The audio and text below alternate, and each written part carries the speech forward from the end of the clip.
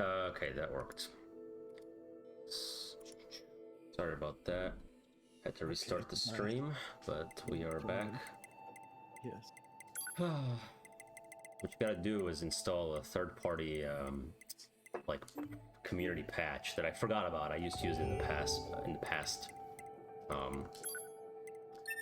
We're just gonna have to restart the game. That's okay. We weren't very far into it. We'll just use this VOD and get rid of the other one, probably. So that's a good idea. So welcome everyone to TNP. Welcome to TNP. It's Mr. A hosting and Xteth joining. We just had a failed attempt to stream Nier Automata because of some issues with OBS. Actually, it's the game's fault. I don't know how, but it seems to work now. So let's jump into it. Yes, the way we came to this game, of course, is that I challenged Mr. A to pick what he considered to be one of the greatest game stories of all time, and he picked this one. As a prolific weeb like himself, he picked a Nier game. Yeah. Now, neither of us have played any of the other Nier games, nor Drakengard. Of course, the true beginning of this franchise. Correct, but I have watched a video on YouTube explaining the story of every Drakengard game, similar to what I did with Final Fantasy. Yes, I always think it's funny that the ending for Drakengard, that like Nier is the sequel to, was actually just like a big tribute to Evangelion. Yes, so this game is the sequel to, like, I think one of the worst endings of a game that was the sequel to one of the worst and also like hidden endings of Drakengard. Yes. So yes. This is a very bleak series. It's kind of known for the sad philosophical undertones, as we're beginning to see here with some anime girls and ships getting wiped out. Yes, these poor girls. Now, Mr. A is a great lover of a game about sad anime girls. I am, yes. I think the young boy in this game actually has the worst time overall, but we'll see. Everyone definitely suffers. That's a big part of the game, is just a lot of suffering, which is really what I look for. I've heard we sympathize with the boy the least, though, because he is annoying. Yeah, we'll get to that. I think he suffers the most. He requesting permission to engage. Yeah, it does get a bit annoying. Yes, when we're playing as 2B, whose name, of course, is an allusion to the Shakespearean play Hamlet. Yes, and with of course, to be or not to be soliloquy. Right, and the other characters also. We mentioned 9S, who we'll meet shortly. Comes from the German for is not. Yes, and then we have A2, who, of course, I figured it on the fly as a reference to A2 Brute from Julius Caesar. Exactly, good call. The real intent might have been something else. I don't know. I just thought it was funny to say. Sounds right to me. A2 Brute. That's what Reddit thinks as well, is that it comes from A2 Brute. Oh, okay, well, Reddit's never wrong, so. That's so I have read both Julius Caesar and Macbeth, not Hamlet though. So. No. That's right. We were talking about Macbeth earlier. Hamlet is a classic Shakespeare play. Yeah.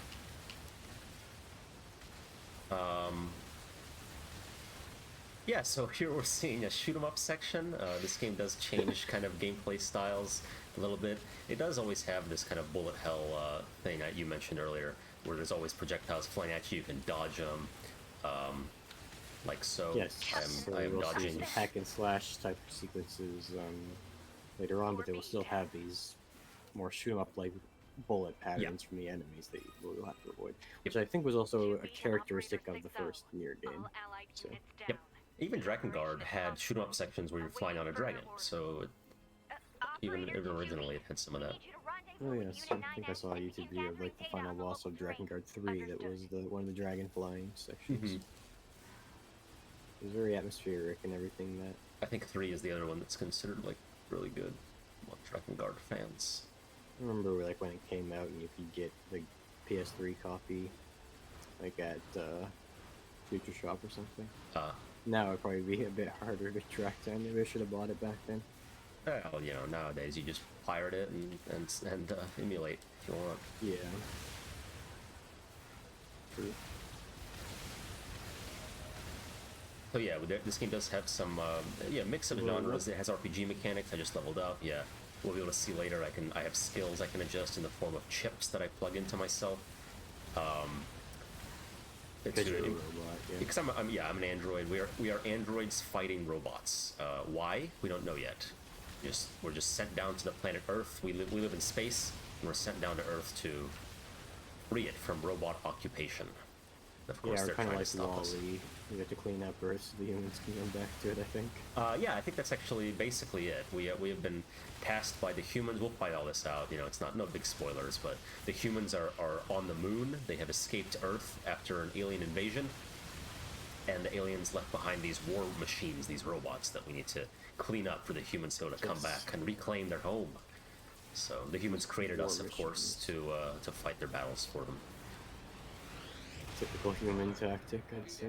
I like this scene with all the like overlapping each other. I don't know why. I just thought it was a cool little effect. He like says everything at once because, of course, 2B, you know, she doesn't need she processes information quickly. Yeah, being an android. Yeah. And you may think she's blindfolded, but that blindfold actually is it's like a tactical headband with a heads-up display in it. Yes, it's also some kind of symbolic aspect of the character design. Everyone wears these headbands, basically. Yes, in combat, yeah. Well, I think we'll see the operators, the O androids. I think don't have them because they don't need them. Okay. But yeah, we'll see all sorts of different characters with all sorts of different. What is the symbolic significance of the blindfolds, then, in your opinion? Well, you know, we'll get to that. Okay. I don't know. I think it's you know, they're blind to their you know, to all the twists in the story coming up. Yes, perhaps willfully blind. Yeah. To them. So here's what we have. I just want to go over the skills. So we have the OS chip. If we take that out, we'll die. I will show that off later, but yes, I think the game won't save until we get through this like prologue section. Yeah, so the cost in the right is like you have like a limited number of resources that you use to equip these. So you can actually get rid of your HUD mechanics in exchange for skills and stuff later on. Exactly. So, you know, remove icons where we can save, remove the controls. We don't need that right now because we don't have anything to fill this up with. But the only real thing we have is this auto use item, which auto heals if your HP drops below 30.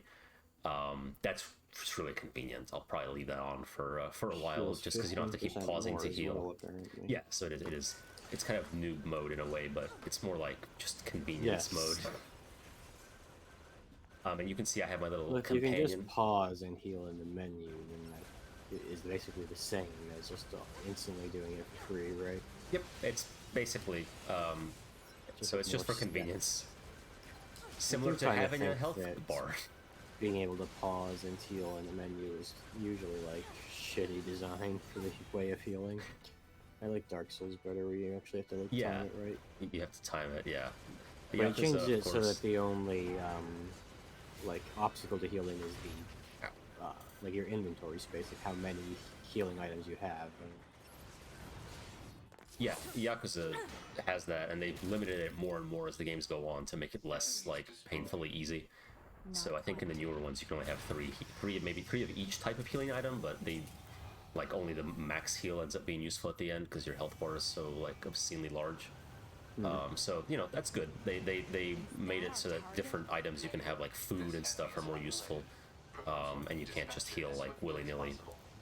Yakuza is another example of game with like relatively actually simple combat mechanics, even though it's technically a brawler game that focuses on like story and stuff more. Like those games are also fairly easy as far as this type of game goes. Well, I say also, that was the conversation we had on the previous last stream. So yeah, which was that this game was made by Platinum Games developers of Bayonetta and Devil May Cry. Hack the Flash fans might be disappointed by the depth of the combat mechanics here, but that's because this game focuses on a much wider variety of gameplay styles than that one does, and those ones do, which tend to be very, very heavily focused on the combat and tend to become quite lame, honestly, when they try to focus on anything else. Yeah. Like exploration.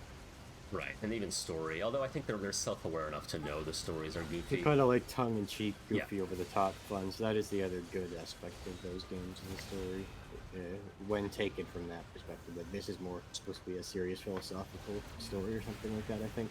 It is. with all its allusions to Shakespeare. Yeah, it's still the German language. Yeah, like the Shakespeare allusions are like worthy, and I think that's partially intentional too, you know. But yeah, like this, you know, he's dressed up as a schoolboy, and we're supposed to take him seriously. You know, it's like it's self-aware, but it doesn't have to be a serious story. If A2 betrays you later on in the story, then her name will be very fitting, I suppose. Well, we'll see. Copy that. So We've not met her yet. We don't know her nature. You came here to take out? No, just another defensive system. Oh, well. You know, another series I guess we have that to find like the target then, huh? I've got a flight unit, so I'll take a look around the is perimeter. associated with Nier in my mind is Xenosaga. Okay. Partially because of the robots, like in Xenogears, the robot that I in right now looks a little bit like a gear from Xenogears. Okay, yeah. And also because Xenosaga especially has this like mix of awkward JRPG and at least attempting to explore heavier philosophical themes. A lot of JRPGs do that. They try to have these like lofty stories a lot of the time.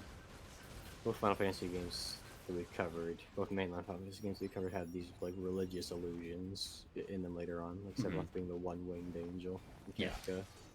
Having that whole Dante's Inferno motif in his boss fight. They did. Which do both speak to a perception of like a grandiose story, attempt at a grandiose story. Another thing is the use of Latin in the lyrics for One Winged Angel. Also kind of lends to that religious imagery, I guess. Yeah, and Sephiroth's name being alluded to the Sephiroth. Yeah. Kabbalic. And then there's all the like other forms of religion and mythology referenced by the summons throughout Final Fantasy. Oh yeah, definitely. I think Final Fantasy VI kind of got into philosophy with the idea of like whether it was worth rebuilding the world anymore after Kefka destroyed it. Yeah. And Final Fantasy Tactics is very political, philosophical about the nature of justice and all that stuff. What is it? I was going Like to send you the Delita map data I Ramza, the collected hero earlier. of the story. Do it. So yeah, we've had plenty. Mother 3, of course, was about the need for a united proletariat against capitalist encroachment. That's very philosophical. Yes. Disco Elysium was about the same thing, sort of. Although it itself was also a critique of communism. Disco Elysium didn't really have any like JRPG inspiration to it, though, did it? It was very much of the Western RPG tradition, I'd say. Yeah, that's true. I guess I just thought of Disco Elysium when you mentioned that. You're right, it's not only a JRPG. Very It's an philosophical. RPG. Yeah. What are some games that are like a melange of both Western and Japanese RPG conventions then? Because I feel like a lot of them, it's like it's really separated, isn't it? Like one, you're either a Western RPG or a JRPG. Yeah, that's a good question. I don't know. Oh, what the hell? What is this? I don't know where we Planescape are. Torment story took some influence from Final Fantasy VII by the confession of the developers, so I guess that's one example. Nothing's ever easy. But it does feel very much like a Western RPG in pretty much every way when you are playing it. Yeah. Yeah, I was trying to think of other examples, but I don't know. Yeah, they do tend to be pretty separate. Definitely, like a lot of people who make, you know, each type of game, you know, a lot of people are fans of both genres, but when they're making a game, they tend to stick to the one genre, I guess. Yeah. There's always In the influences. first Final Fantasy, the magic system is like inspired by Dungeons and Dragons. Like it's like you have 9 level 1 spells and 9 level 2 spells. That's But... Okay. That's called a Vancian system because it's based on fantasy books by Mr. Vance. Jack Vance, I think. Okay. That's the magic system they had there, and that's what they used So for that's D&D. one example of a JRPG having a Western RPG mechanic integrated into it. Again, you can very much observe like delineation between Western RPG mechanics and JRPG ones, with that mainly being that Western RPGs just copy all of their mechanics from D&D.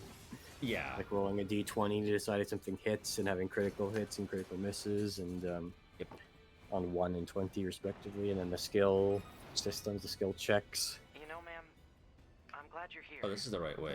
Hold on. Scanners I'll like go me back for mostly some work alone. secrets or extra Scouting out items. enemy lines Thought I and was all that. going to a secret I don't area, but I usually actually get just went the right way. It's kind of Oh, fun. another game that's a little bit like a combination of both to some extent is West of Sorry, ma'am. Loathing, And which has another the skill thing, check thing, but stop also has calling the me combat's more like Paper Huh? Mario, It's unnecessary. just without the All right, reaction then. times. To be it is. Yes, we're picking up on how 9S is like the servile one of the 2B Yeah. and 9S duo. 2B is just like, can you chill? She's a higher ranking officer than him, right? That's why he's calling her ma'am and stuff. Yeah, I guess so. Her number is lower, so maybe she's a higher rank. Sure. Sometimes that's how it works. Yeah. Okay, we went back for the secret item that I didn't even check what it was, but we got it. We'll look at it later. There's 20G apparently. Oh yeah. A lot of stuff will just be selling. It's just like, junk to sell. Yeah, But, that's classic. It's really more about the fun of finding the secret treasures than it is actually what they are yeah. in video games.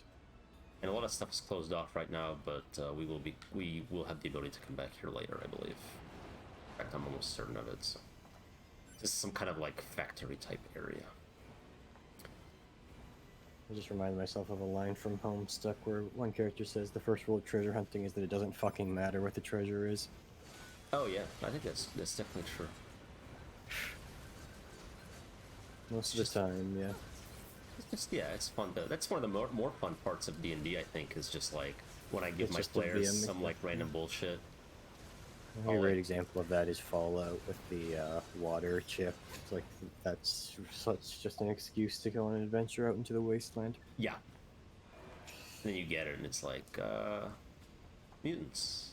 Can you think of any examples where what the treasure is actually like really important to the story? I mean, Fallout 3, I guess the Gek is the same thing. It's not really important to the story. Like, it is because they made the story about that, but, like, it could have been anything. Fallout 1 and 2 both have, like, you start out looking for the thing, and then you find the thing, and then you do the real story afterwards. Okay. See, Like Fallout in 3, Fallout 1, that's you the find the difference. water chip, and then you have to deal with the Master. In Fallout 2, you find the Gek, but then you still have to deal with the Enclave, and that's what actually ends the story. Right. But in 3, like, what ends the story is the, you plug the Gek into the thing, and then they're like, you have to die. Yeah. You idiot. The meme hero's says, supposed like, to sorry, die. my friend, this is your destiny, and I would not take that from you, or Okay, whatever. I would just, like, shoot him in the The head. enemy seems to have Fine, then. repurposed the facility to increase Fuck their yeah. overall That was machine really production. dumb. So if we don't destroy I was thinking it, an they'll just example keep of a coming. story where the like actual nature of the treasure is fairly important would be the Stalker movie. Yes, very true. Not the game, because you don't really... The game has the wish granter, but it's just like there. That's not why Yeah. you're going to the center of the sun. That was something else that I was thinking about being so weird, was like Stalker turning out to be like the big game of Russian culture. It would be like if Americans made a game based on Taxi Driver or something, and then it like turned out to be pretty good and got a couple of sequels of the game of Taxi Driver. Yeah, well, it is interesting. I don't know. The book kind of really... I think the book is interesting because it showcases like a society focused on treasure hunting that itself is kind of a microcosm of probably like Soviet society. I think that's one of the reasons it's respected, where you have like corruption and I don't know, just all sorts of different people and that kind of thing. And then The games are more similar to the book, aren't they? It's just they are fairly accessing similar. random, Yeah, it's just... nonsensical data from I the guess old not a world. lot of games come out of Russia, and I feel like it was pretty unique. Like, not that that type of realistic shooter is unique, but the combination of that, plus the weird sci-fi setting, plus the open world, plus the, like, Slav jank, like, it all I do think combined when into a you really like unique look experience. past the facetiousness of what I was just saying, the setting of Stalker makes it more apt for a video game adaptation than Taxi Driver. Yeah, no, true. And I think that's part of why is like the setting appeals to a lot of people, like military nerds, people who like adventure. It has that, like, there's mystery, there's horror. How much of the decision to make a Stalker game do you think was like based on the prestige of Tarkovsky's film, though? Because it is generally, even now seen by film snobs, like one of the greatest movies ever made. Yeah. It really seems like the type of thing where I think it was probably like a passion project more than just like because the movie is well regarded. Because like, you know, even like plenty of well regarded movies have had shit games. Godfather, Scarface, Reservoir Dogs. Yeah, both great examples. All abysmal games. And So that's not a good like metric. I think you really just have to care Scarface about. game, like the animations don't even work, right? Like everyone just kind of wobbles around and stuff. It's like comically bad. There's a Sopranos game that I know Donkey had on his channel. Oh yeah, that was like, funny. Holy shit. Sopranos Road to Respect. Yeah. Yeah, that game was pretty funny. They had like interviews with the cast, and it's like, yeah, it's like the show, but it's a game. I really liked that video. That was one of my favorite Donkey videos. I think. Yeah.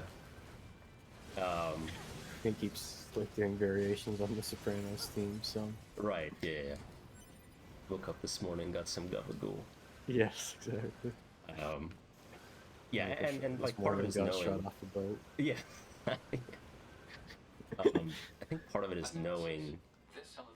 See, this is we'll get back here later. Is knowing like what to change and what to keep, right? Like the Stalker devs made good choices on what to change about it to make it into a good game. Like the story is actually unique to the game. They didn't just copy. Like the setting is the same, but if they made it so that whether or not the zone was a real thing was 100% ambiguous, like the movie, that probably wouldn't have made for a very good game. Yes, they made it like it's totally supernatural, you know. Like, ooh, are you even playing the game right now? I mean, I guess like Spec Ops kind of like you can play on that type of thing, but not. Yeah. Spec Ops, your character is basically just batshit crazy the whole game. Yeah. Just like the main character of Like a Dragon, because he thinks he's playing Dragon Quest the whole time when he's just like murdering people. That's like, Silent Hill 2, where all the like scary stuff that happens is a reflection of the psyches of your characters. Yeah, I guess Silent Hill 2 that's is like very different from Stalker the movie, where you don't actually comparing that would be like a version of Silent Hill 2 where you never see James Sunderland fight any monsters or like solve any weird puzzles or anything. Exactly. It's like people keep telling him there's monsters, but you never actually see any. Yeah, somebody scams James Sunderland by saying he's a guide that can show him how to avoid all the monsters. Yeah. And he cries when called out.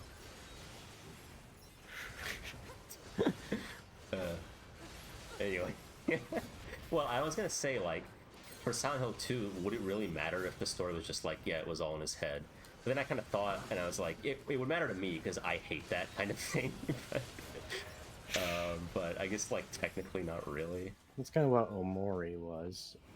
Well, that does matter, and it's, like, important that it is kind of all in his head. Like, it works maybe even better because of that. So I think one of the reasons Omori works well is because you have the real life parts too. Like you have a character who's really, really depressed to begin with, but then you also have him having to be faced with these really hard real life situations, like finding out his friend has like a really shitty home life, and his other friend's like really depressive, having a crisis. Right.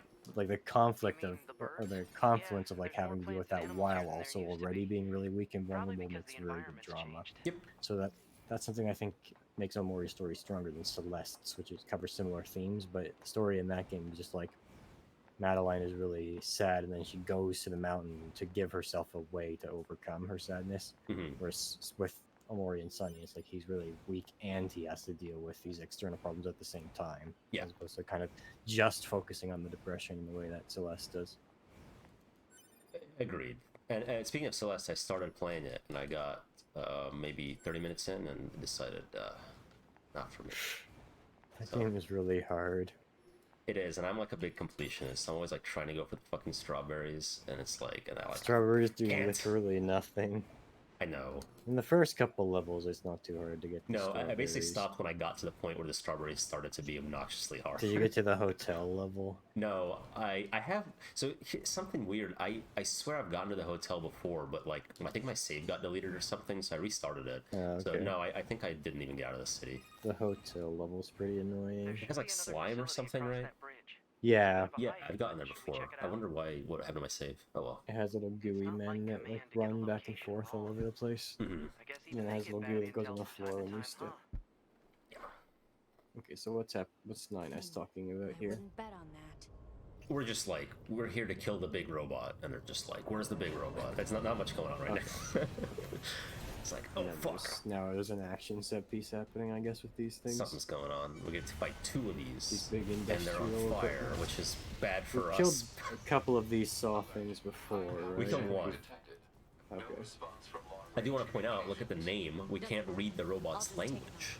Ah, Maybe yes, we'll very be much able like to at one Tunic. point. Kind of cool. Yes, this game heavily inspired Tunic. People call the language in Tunic True Nick, like Tunic, Runic. Oh, okay. Oh, I see. That's cute. I don't know what it's It called is a here. Runic-looking language, yeah. Okay, guys, come on.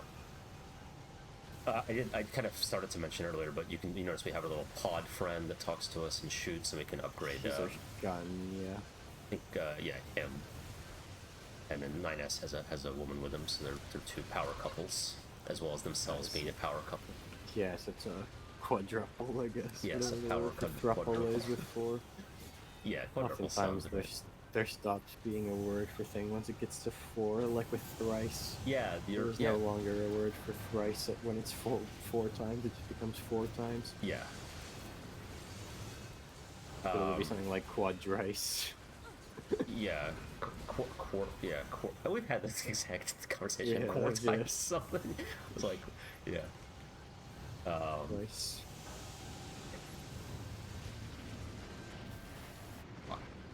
Good thing I have healing items. You're not really intended to like lose here, but I got caught between those two. Yeah, that's the worst case scenario right there. Oh, we're done. I Okay, guess they stopped. we're Yeah. done for now at least. I noticed you could hit parts of the saw off of it. Does that just like reduce the amount of hitbox the enemy's attacks have? I don't even think it. I think it might be just visual. That's my Just guess. cosmetic? Yeah. That was my other theory. And like, oh fuck, we were on the big robot the whole time. That reminds me of Flick's device he makes to cut like stalks of plants in a bug's life. Oh yeah. This also reminds me of like the last boss of Metal Gear Rising: Revengeance, which is also a big fuck off robot. A Metal Gear, if you will. I thought it was Senator Armstrong. I think he's the final boss, but like I think he's in the Metal Gear for a bit. Or maybe it's one of those ones where you kill him and then the Metal Gear is the last boss. You know, Metal Gear Solid games, I don't know. they swap it around. Sometimes the last boss is the guy and sometimes it's the robot. I think it's more often the guy, isn't it? I think it is more often the guy. I think it's always the guy in the numbered ones, at least. Like Metal Gear Solid 1, it's Liquid. Metal Gear Solid 2, it's the rooftop fight with Solidus. 3, it's the boss in the flower field, and then 4, it's the fist fight with Oswald on the roof. Yeah, you're right. All right. Yeah. Huh. Well, okay, fine. Peace Walker. It's the Peace Walker. Maybe I was thinking of that. That one. Whatever. Fuck. I keep like Peace Walker, I can't speak to, yeah. a good one. All those games have a big climactic Metal Gear fight before the big showdown, so I guess that's They the do. formula normally. Yeah, and I think Fight the Revengeance big is probably robot, like that then too. you fight the guy, probably. Peace Walker, I think like all the bosses are robots. I don't remember there being a guy that you fight, so that might just be because of that. That's interesting. In every other Metal Gear Solid game, there's like one big Metal Gear fight, and then every other boss is a guy. What's your status? This is the target. Yeah, it's I'm going to Peace Walker destroy is funny because it like completely ruins the timeline where they have all these like advanced robots and AI, and then like I guess regress technologically for the rest of the games. Yeah. Well, something like that can happen in a fictional setting, but Metal Gear Solid doesn't make any sense at all. No. That is a part of the setting in BattleTech and Warhammer, famously. Warhammer 40k, rather, not fantasy. Part of the of setting course. of medieval times in real life as well, I suppose. That's partly true, but it's also kind of a misconception. The whole Yeah. like idea of the Dark Ages being totally backwards, like not really. And then you had to have a renaissance, but that was mostly artistic, I suppose. Cultural, Told me to invade, anyway. and I kind of just didn't. Well, I guess with the Renaissance, there was more of a tendency towards technological growth, whereas it was relatively stagnant in hundreds of years before that. Right. You know, the word Renaissance is just the French word for rebirth. Yes. I think it's funny that it was a thing that started in Italy with the word for it is French. That's true. I knew that before you told me, and you've also told me like 6 times. Oh, okay. That sounds like something I do. But yes, that is also funny. What the Italian one would be? I mean, I could just look it up. I just don't know it. Hacking in. Probably like the same thing, but Yeah. slightly more Italian sounding. Right. I was reading the Count of Monte Cristo, and there's a part where Italian bandit like sends a ransom note in Italian. And if you read the Italian, it's like all the words are just French words, but a little more Italian sounding. So just from the amount of French I knew, I could like understand what it was written. Yeah. Yeah. Yes, that part of the book I found, like, it was just all of a sudden all about this Italian bandit for a while. And that does not become relevant until, like, fucking way later into the book. So it's just like, okay, this is happening. Uh-oh, Nines got fucking whacked. Okay, that's the Italian word for Renaissance is apparently Rinascimento. That's cool. It's like pentimento. Yes. Yeah, well, so you, like, Edmond Dantes finds the treasure, and then it just becomes about these two French bros that are vacationing in Rome. Yes. And then they go to an Italian hotel, and then the guy decides to tell them the very, very long backstory of an Italian bandit, which begins with a really long story about a different Italian bandit. Yes. Which is basically just to, like, establish how hard that Italian bandit was so that you can find out how doubly hard the later Italian bandit is for killing him. That's exactly right. And then to find out how triply hard the Count of Monte Cristo is because that bandit is afraid of the Count of Monte Cristo. That's right. There's a lot of, like, the Count's just being like, this is how badass this Count who totally isn't me is. Yes. Okay, so Nines got fucked up. The narrative doesn't really tell you that the Count of Monte Cristo is Edmond Dantes. It's just really, really obvious. Right. It is revealed at a point, but yes. Yeah. And how he disguises himself as a priest, and again, the narrative doesn't tell you that that's him as the priest, but it's just, again, very obvious. Yeah. He's kind of like Team Rocket from Pokemon in that these guys are completely transparent to the audience, but you don't want to be rude and call him out. Okay, yes, Nines lost a leg, it seems, but luckily he's a robot, so that's not as well, he's also bad been as infected with something called a logic virus, so he's dying. That's no To be is very broken up. When he has that dirt on his face, I think that means he's got the virus. I see. That makes sense. It might just be dirt, though. I might be misremembering. He's got a lot of scratches on him. I'm missing an arm.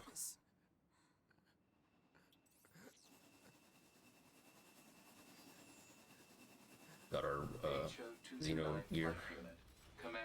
Yes, there it comes. Usage rights transferred from 9S to 2B. Requesting acknowledgement. B jacked his ride. I think he gave it to her was the idea. Yeah. It's like he's like forcing her to jack it. Right. Please take my car.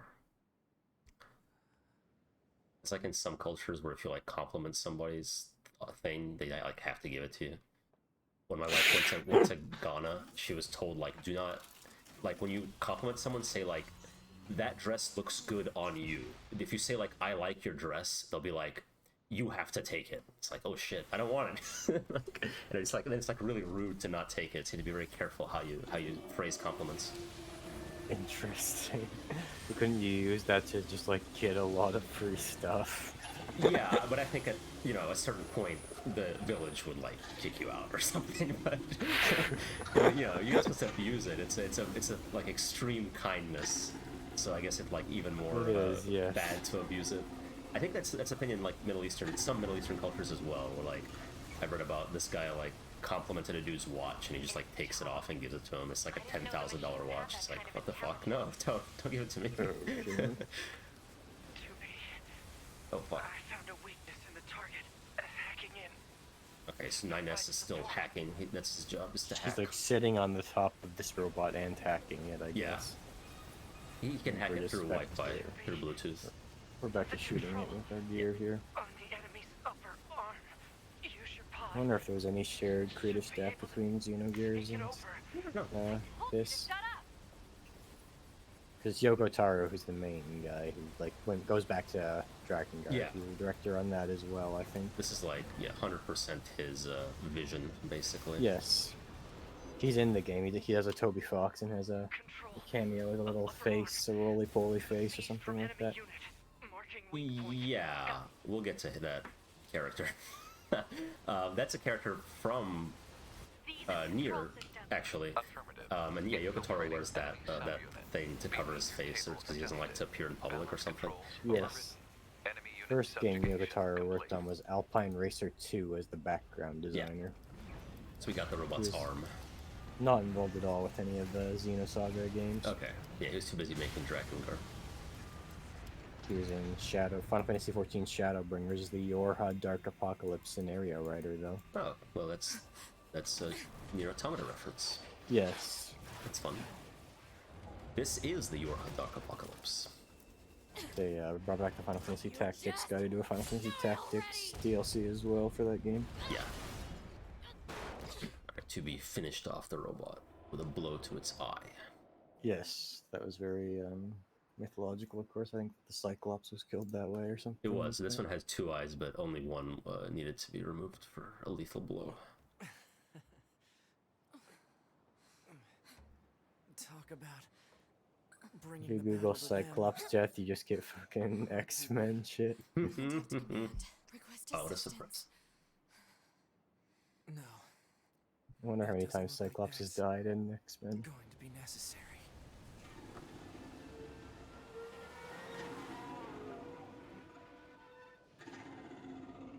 Oh, great.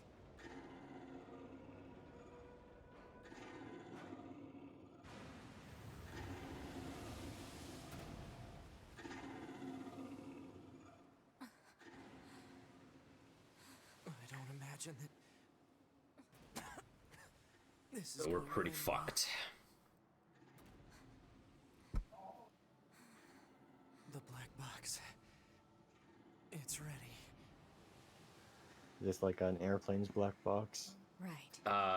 Yeah, partially. But it has another function we're about to witness. I see. It does, yeah, store their backuped, brain data. Destruction of enemy hostiles via black box reaction. He lost an arm and a leg, wow. Yeah. He's incapacitated, just like a necromorph from Dead Space. The honor was mine.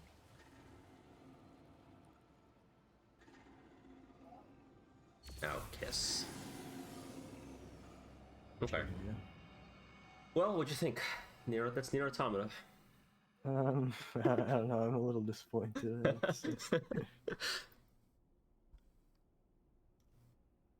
It was a promising start. I thought it would be slightly longer. Yeah, it took me 30 hours the first time, if you can believe it. Okay, so we cut back. That's what's happening now. No. This is the present. We have Okay. been rebooted. So yeah, they just die and come back. It's Well, not, they were it's not being really a very problem. melodramatic in that last scene, man. You never know. Yeah, he's just like, yep, good job. The Goliaths were wiped out, and There's also supposed to be like an ambiguous thing about is it the same 2B and 9S now that they've been rebooted, or? Yeah, there's it gets into some of that. I think not supposed to think too hard about it yet, but we shall see, shan't we? I did that. It just seems so odd that they're out doing the whole song and dance of them. It's such an honor to fight with you if they both kind of know they can just get rebooted like that. Mine are only intact up to the point just before. Yeah, Okay, but C9S they- lost some memories, Yes, I indeed. see. but yeah, not too Glory sad. to mankind. Just before they rendezvous. Glory to mankind.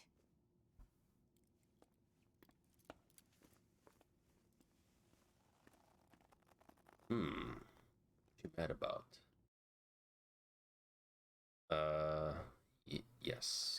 Sure. Okay, I got Dark Souls messaging. I forgot I had that. Yes, please. All right. get made a special TNP slot just That for was us. the first time we got a chance to save. Yeah, I mean, it has like a checkpoint system, but if you like quit the game, I'm pretty sure you have to. Yeah. Oh, here's the backstory that I kind of already told, but glorious history came to a sudden and abrupt end when the world was invaded by aliens from beyond the stars. The aliens unleashed a new breed of weapon, machine life forms that all but annihilated human civilization. robots. Very silly looking aliens. I guess that would possibly make them even more effective as a weapon if they looked cute to begin with. Yeah. You wouldn't realize they were there to kill you. They're all rounded, so they deflect bullets more easily, you know. But it's all intentional. What genius design. Yes. But after more than a dozen large-scale descents upon the enemy, we still haven't managed to repel the invaders. That is why you, the Yorha forces, exist. To break this stalemate, once and for all. You are our ultimate I hope they have to like do this every day. Understood, sir. Reminder. It's like pre-recorded speech, and then they just make all the robots watch it. Yeah, that's what I'm every day, thinking. Glory to mankind. Like, yeah, please attend the mandatory 8 a.m. history reintroduction. They're all programmed to say "glory to mankind" with the right timing, so that the recording can sound like it's responding to them. Yes. Yeah, I mean it's all doable. Recording. Okay. Oh. Now it wants me to adjust the brightness. Very interesting. I guess you could just end up having to play a really shitty low brightness like prologue then. Yeah. Until only the right icon is visible. That's probably decent. I usually like it a little bit above what the game thinks it should be at. Uh-huh. Looks good. Yeah. Alright, I already did all this. You know, like, some of the settings can only be adjusted per save. Like, I have to load the save game and then I can adjust the sound. So, like, if I loaded my personal save, the sound would be, like, max, which is really unique. I guess that works really well for streaming, actually, so I don't have to worry about changing it back if I want to play alone. But it does have its advantages. I've just never seen that before. Yeah. Oh. Adjust your settings so you can hear me, alright? Oh yeah, I remember All right. this. Are we This good is now? fun. Something calming about your Something voice. calming Nice. about your voice. Thank you. Thank you. Anyway, We're hitting that on takes him. care of the settings. Thank you, 9S Senpai. Or 2B Senpai. A lot of anime girls like the shy boys. That's a common Wait a sec. thing. We need to restore those. I could set it for you, but you should probably do it yourself. Regulations and all, you know. I'll be back in a second. Okay. Wait, no. You need to leave that turned on. Okay, good. If things go wrong during an op, you may have to sacrifice yourself in order to finish it. So, once you're finished making adjustments, you can go ahead and close this out. Alright, pretty sure I already did all this. Let me just go through and check. Difficulty normal. This is something I might... Partner NPC. I don't know if this means my pod. No, I don't think so. So yeah, I'll just keep it unbalanced. Sometimes you do fight with allies, I believe. It's been a while since I played. I really don't think we need to fuck with any of this. Again, I might turn the music up later if it's too quiet, but we're good. Morning.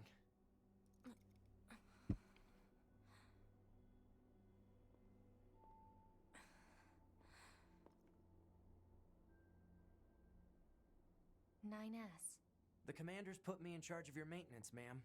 That means I'll be performing regular checks on you from now on. I see.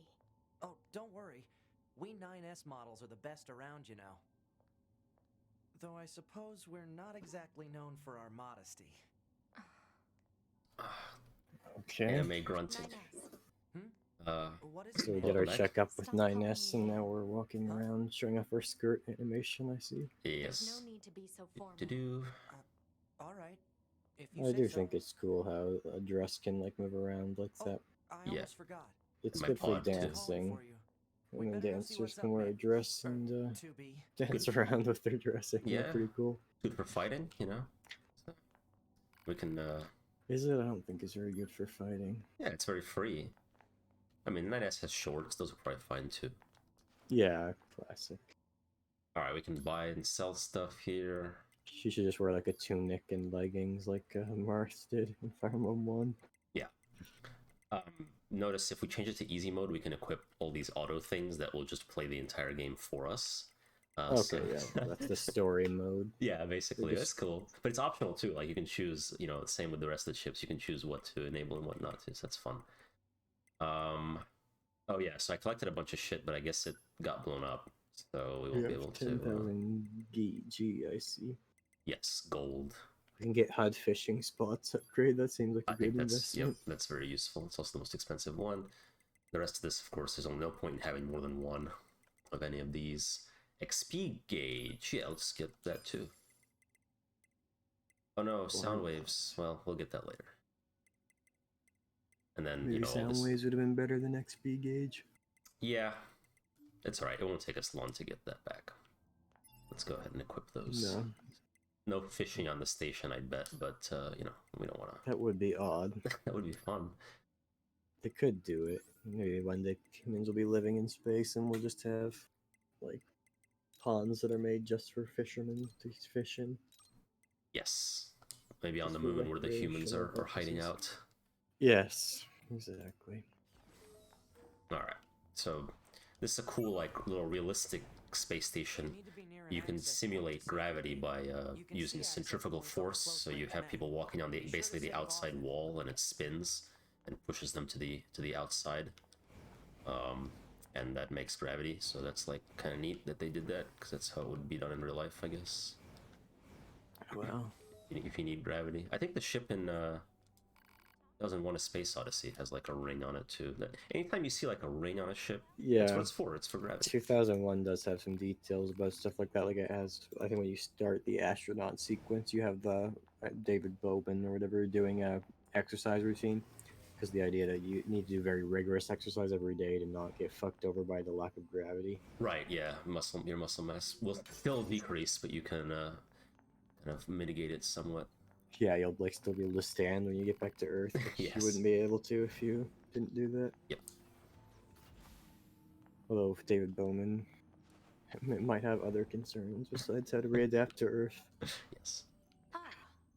I like I guess you've never seen the movie, but there's the part where they go outside of the ship is very cool too. Okay. Because they do the no sound and stuff. Maybe we can watch that next after we finish J-Horrors. I was thinking about doing movies that, like we've talked about multiple times, like River of the Fireflies and Come and See. Ooh, yeah. I was thinking of suggesting those. I asked my friend we watch with if he would like to watch Come and See, and he was down, so that's a good one. Doesn't Yorha have a dedicated resistance contact already? We haven't been able to get in touch with them. Yeah, it's a good movie. Do you know about The Ascent? It's another. There's a game called The Ascent, but I'm trying to think of a movie. I don't think so. It's another classic of Soviet cinema. Okay. I was thinking of The Descent, which we almost watched. Yes. I decided to watch 28 Days Later instead. Yes. I voted that through. You did. I think my favorite aspect of 28 Days Later is that it's hippies that cause the apocalypse in that one. Same as Planet of the Apes, I think is the same. So we can see there's operators and soldiers. Like the operators don't have blindfolds. Yeah, the new one I was thinking specifically. No, I think the monkeys just like break out on their own in that one. Yeah, but they're still like the reason they even break out is because they were like experimented on by scientists or something. Maybe. I'm a little fuzzy on the details. I guess the point is the monkeys caused it, but Planet of the Apes is a franchise that really changes a lot for each iteration of it. Too bad they can't mass produce these things yet. Because you have the original French novel, and you have the American. Yeah. Ah, I didn't know that. Le Planète des Singes, yeah, that's the original form of it. Oh. And then the American movie is not very similar to that book. Like the classic American movie where it turns out to be the Statue of Liberty and they find out that it was Earth all along. Yeah, Dr. Seuss. Not much in common with the French novel. And then the new movie trilogy also is just like a totally different thing. So like fans of the old Planet of the Apes were pissed off, I think. Well, but I liked them. Yeah, I mean, I heard they were good, so... I've never seen the original Planet of the Apes movie. Not really. It seems like kind of like too old. I think it has a little bit of like a hokiness about it, like the scene where he yells at them. Yeah. That seems like it would be more comical instead of dramatic. You damn dirty apes. Yeah, that's what it is. Right. Get your hands off me, you damn dirty apes. And then when he sees the Statue of Liberty, he freaks out too. I forget what he says though. Yeah. But another quotable line. I'm sure it is. A2B. The Simpsons lampooned the movie, but there's a musical within the show, which really brought the hokiness across, I think. It's another thing that comes up in Homestuck, where there's a planet at one point that's just like a million Statue of Liberties lying around on it, like ruined Statues of Liberty. So we are re-invading Earth. So there we go. That's what's going on. There it is. It's all kind of fucked up. The nature has started to reclaim the planet. Yes, like Last of Us. Mm-hmm. That show is apparently good. Kind of a surprise, but... Well, the game was just like... giving up on making video games and deciding to become a worse version of HBO, so turning it into a television series kind of makes sense. An improvement. It's like going back to what it was meant to be all along. Yeah, so... I'll probably watch it once the season's out.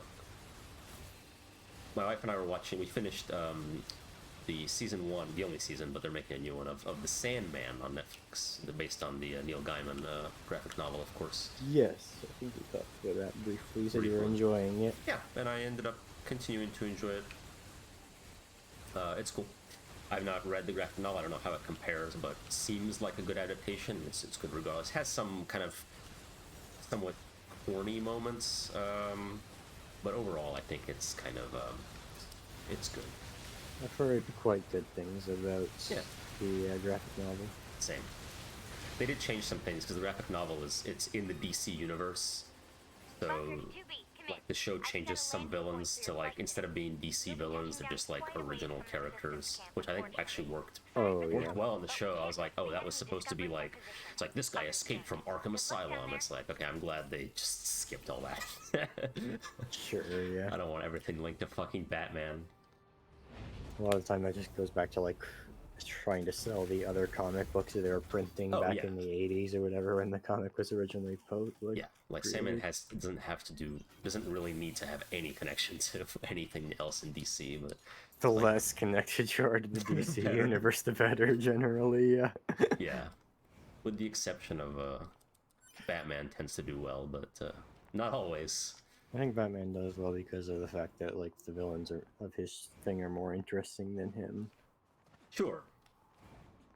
Yeah, totally. When you add like Superman to the mix or something like that. I think Peter Parker is a pretty good character on his own. I feel like Bruce Wayne is kind of a lame character on his own for the most part.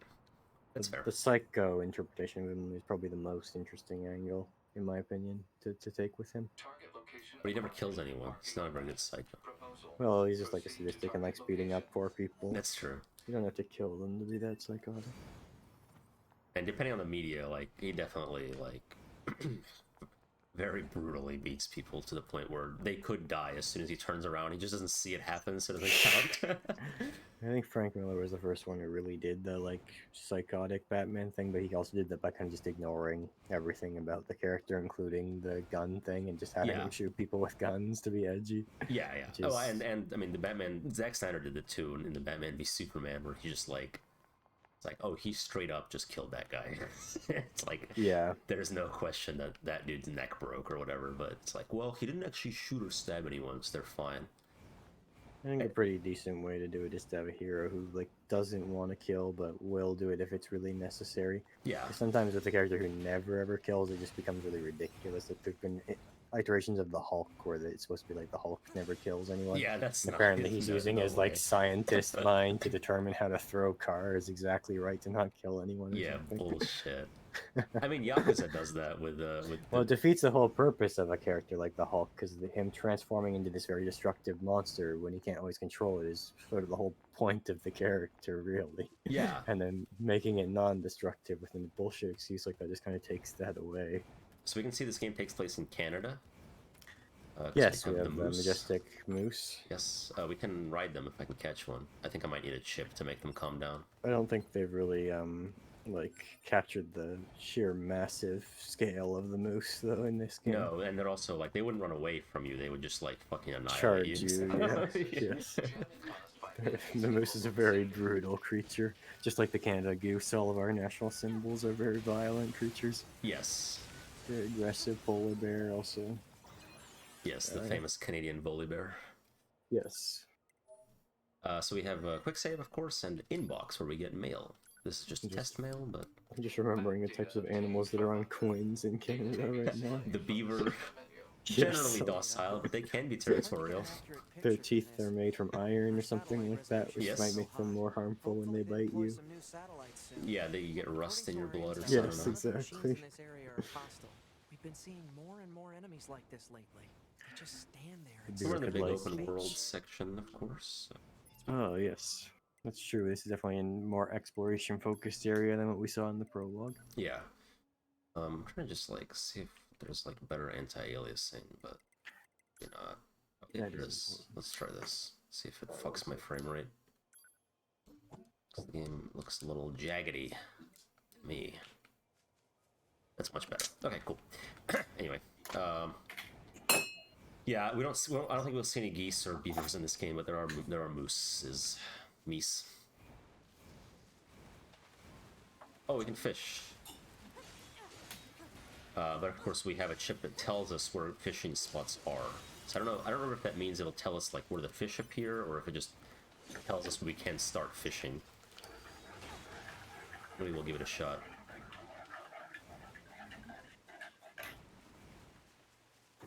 Ready, fish. Fish over here. Oh, we throw the pod. This is fun. And then we can, I think we reel them in with like a laser fishing rod. Oh no, he just hovers. So. We'll fish later. I think you can get some good stuff fishing. I don't remember.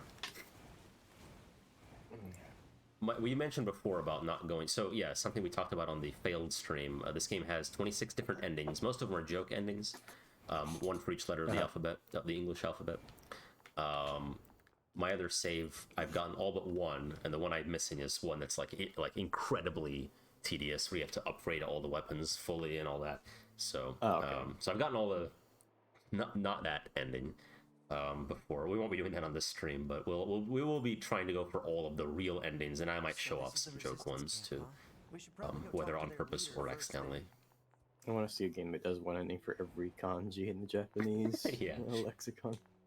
So here we get map info, and I think we can go back to, we can teleport around. We can always go back to the bunker, which is the space station, and then when we unlock more of these things, this is our fast travel system.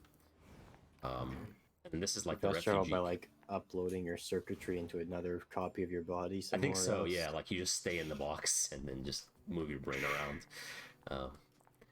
Okay, we need a key for that chest. This is the refugee camp where we have these refugees. They are all androids, I believe. I believe they are android refugees. All the humans are on the moon. So, kind of interesting. This really is a lot like WALL-E, isn't it? Yeah. All the humans are on a space station, the robots have to clean it up for Earth back up for them so they can come back. The bunker told me to expect you. My name is Anemone. The AI, ship AI takes over. Yes.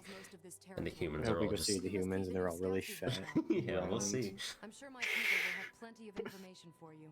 Please feel free to ask them anything you like. Alright, so we we lose memories. That's another parallelism with WALL-E. There's that part of the movie where WALL-E loses all his memories. And he just goes back to his default WALL-E mode. There are side quests. We can go around and talk to people and get quests. I don't know if we can get any yet. I don't know if we'll do them all. Let's see. They're usually good. Like it's similar to Yakuza, where the sub stories are sometimes the best part. So we've seen like shoot 'em up part, and we've seen, you know, hack and slash, and now there's kind of the RPG part, I guess, where we like walk around town and get quests from people and all that sort of stuff. Right. So real conglomeration of genres. Yes, it can be fun to have some variety like that in the game. Yeah, and here we have even like a 2D platformer section where the game even restricts us from moving away from our allotted plane of movement. That's true. True. So it has those. These aren't the guys I'm supposed to talk to. I'm just scrounging for quests, but I think the game will tell us when a quest is available, so we'll just continue. This is probably similarly fun to Celeste as a 2D platformer, I'd say. It doesn't get that complicated. It plays the same. It's just. Does it have platforming parts in it? Yeah, but like, nothing. Do you actually have to jump from platform to platform and stuff in it? Sometimes, but like really like simplistic. I don't think it's ever very complex, if I remember correctly. That might be a bridge too far. So we can get shoot 'em up and hack and slash and platform roll in one game. Okay, yeah. So we can to ride animals. We can get animal bait, or we can get the sachet, to permanently be able to not let them be afraid of us and ride them around. So. Riding animals isn't super useful because you already move like pretty fast, but it's a little faster. Can you ride the moose? Yeah, I believe so. Can you get them to like ram things for you? Yep, you can use them in combat a little bit. That's cool. Yeah, we'll show that off once I get enough money for the sachet. You're 10G short. Yep. Oh yeah. Well, I'll find 10G somewhere. Alright, so we are getting some little quests. This guy wants help with getting new parts for stuff, so we'll do that for him. Sub-quests, yeah. So we have a shop. I didn't comment. We're part of an organization called Yorha, which I don't think stands for anything. It's just a weird sounding non-acronym. Yeah. You did have like some of the letters were capitalized and some of them were lowercase. I noticed that. Yep. About Yorha. I think it literally means nothing. So she can recommend me a chip setup. Okay, you can set this in the menu, just asking the game to automatically set up your skills based on what you want to do. I usually like to attack. I don't have enough chips for. I don't think she did anything. But you know that Yoko Taro has been working on a game series called Voice of Cards since 2021. No, I didn't know what he was up to. Yes, he's the creative director on these. There's 3 of them already. Here he is. Here's Yoko Taro. It's got not the right mask, but the mask. It's someone poorly cosplaying as. Yeah, a strange resistance woman hasn't quite got the cosplay down yet. Okay. This game is too difficult. All right.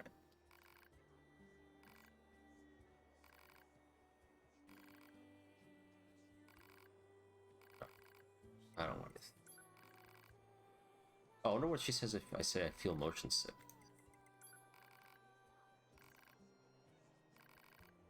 Okay. Nothing. I thought that'd be like legitimate advice for players feeling motion sick, but... Okay, so only the O in Yorha is lowercase. Not the A? Maybe I missed it.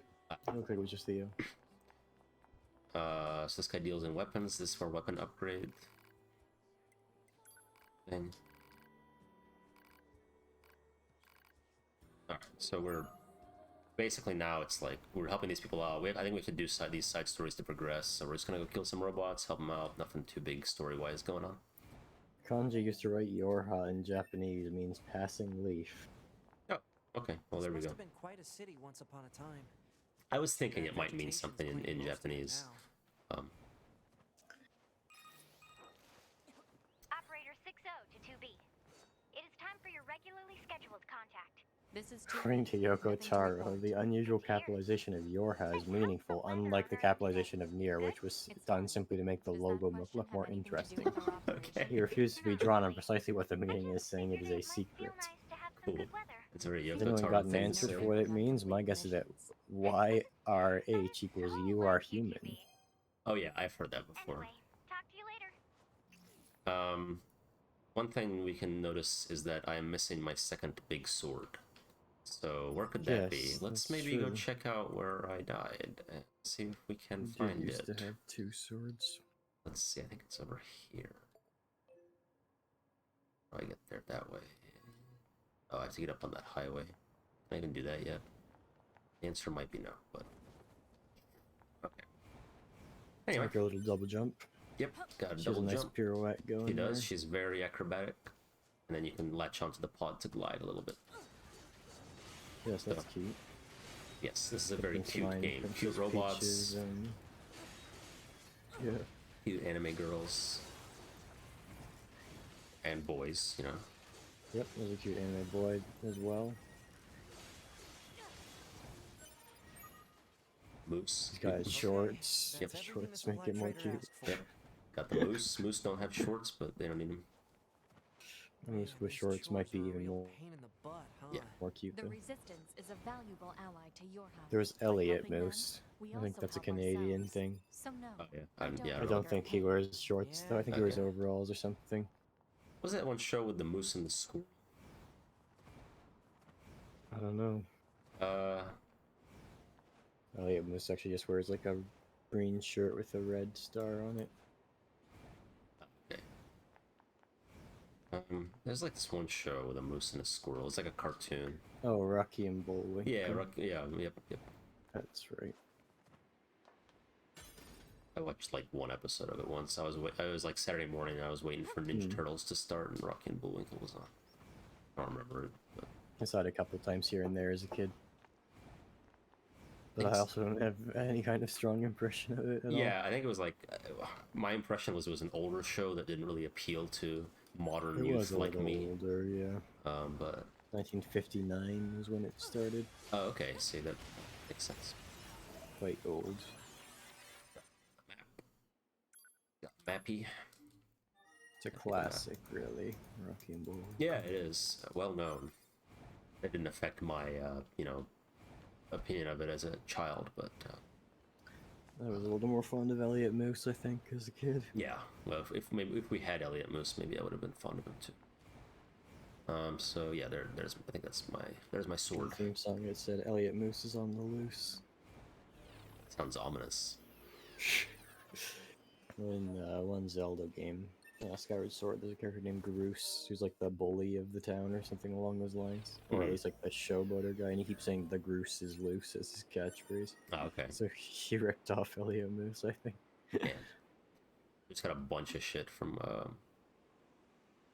He certainly did, yes. I don't know if that was my body or you. So when I turn on those online communication features, it's similar to Dark Souls, like you said, but I think you find the corpses of dead players and you can resurrect them. You can repair them to fight with you temporarily, or you can reclaim them to like get some stuff. So I don't know if that was like a multiplayer feature and somebody just like left a bunch of shit there for me, or if that was like it's just the game leaves that.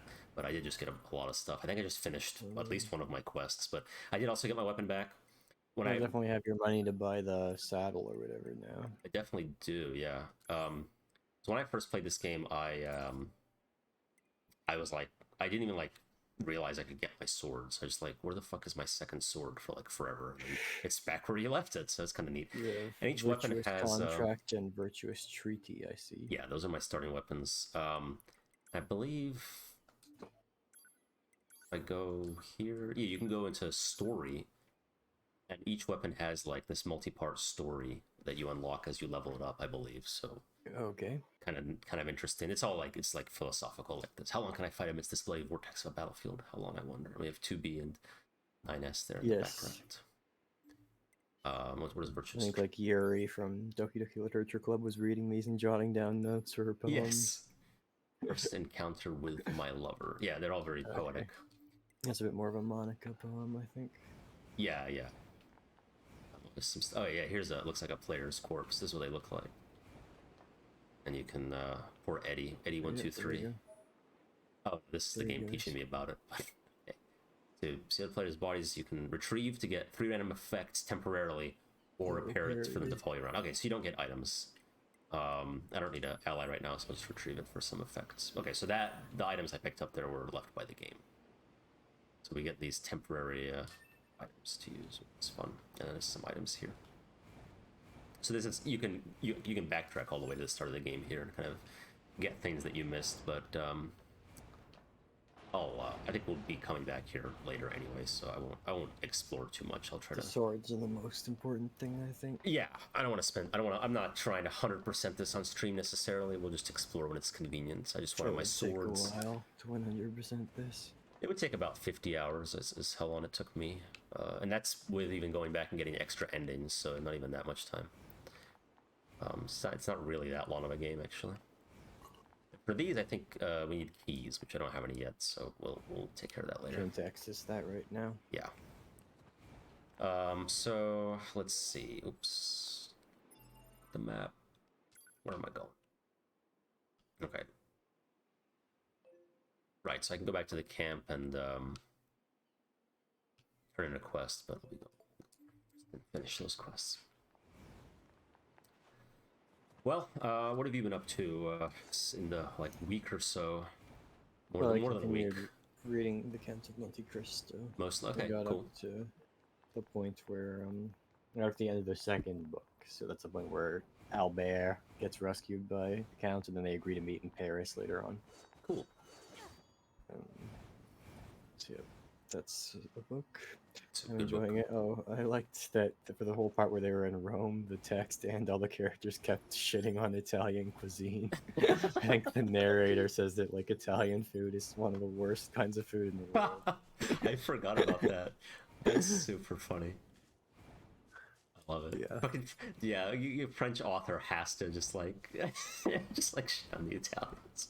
It's like, by the way, French food is far superior, in case you were wondering. Yes, the Count of Monte Cristo, they go eat at his place instead of the Italian hotel manager because the food's just so much better. Yeah, I can't stand this Italian slop anymore. That's great. Oh yes, and I remember up that way back in the Undertale one, I was doing the chapters to that, and we talked about the Count of Monte Cristo's slaves and how that might have been related to the status of slavery in France at the time, I guess.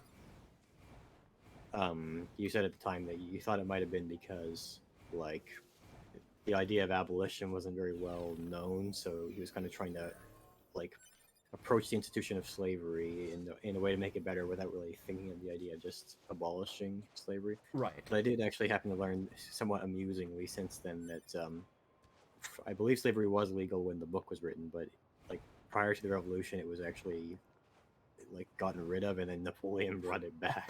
Okay.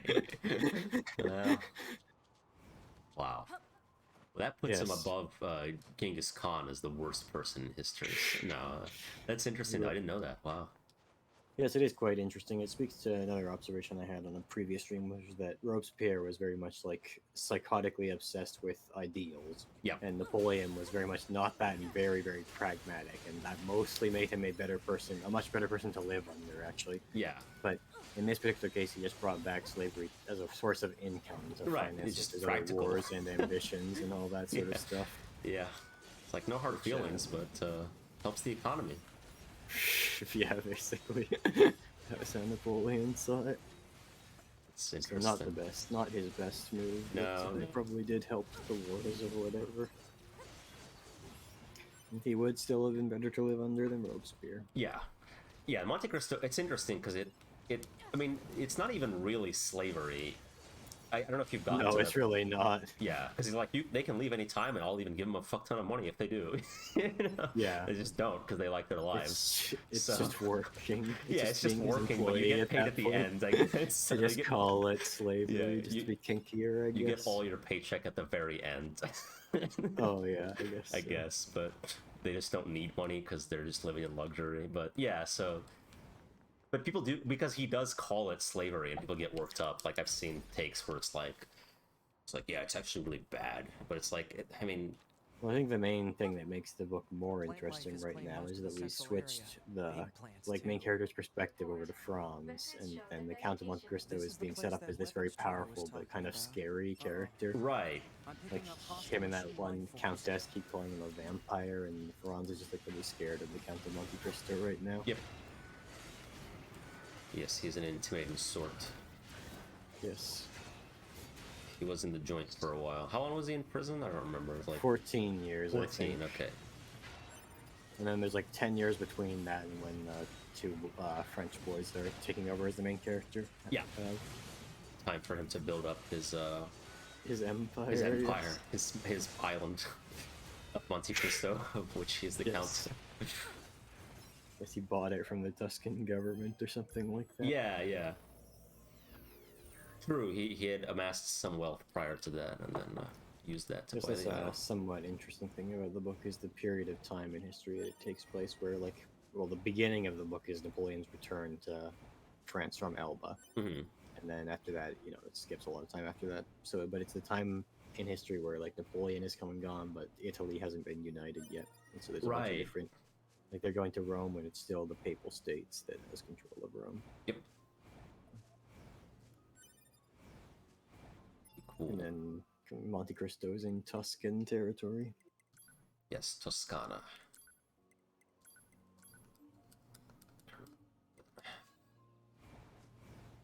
Did you know that there's an anime of the Count of Monte Cristo? Yeah, Yahtzee liked it, right? I think we talked about it. Yeah.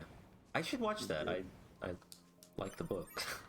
There's a movie too that people like even better than the book. Some people that I have not seen. It's considered to be quite good, the anime. But it sounds like it just kind of animes it up. I'll read the synopsis on my anime list. Okay. In the year 1553, French aristocrats Viscount Albert de Morcerf and Baron Franz d'Épinay attend the festival of Carnival on the moon city of Luna.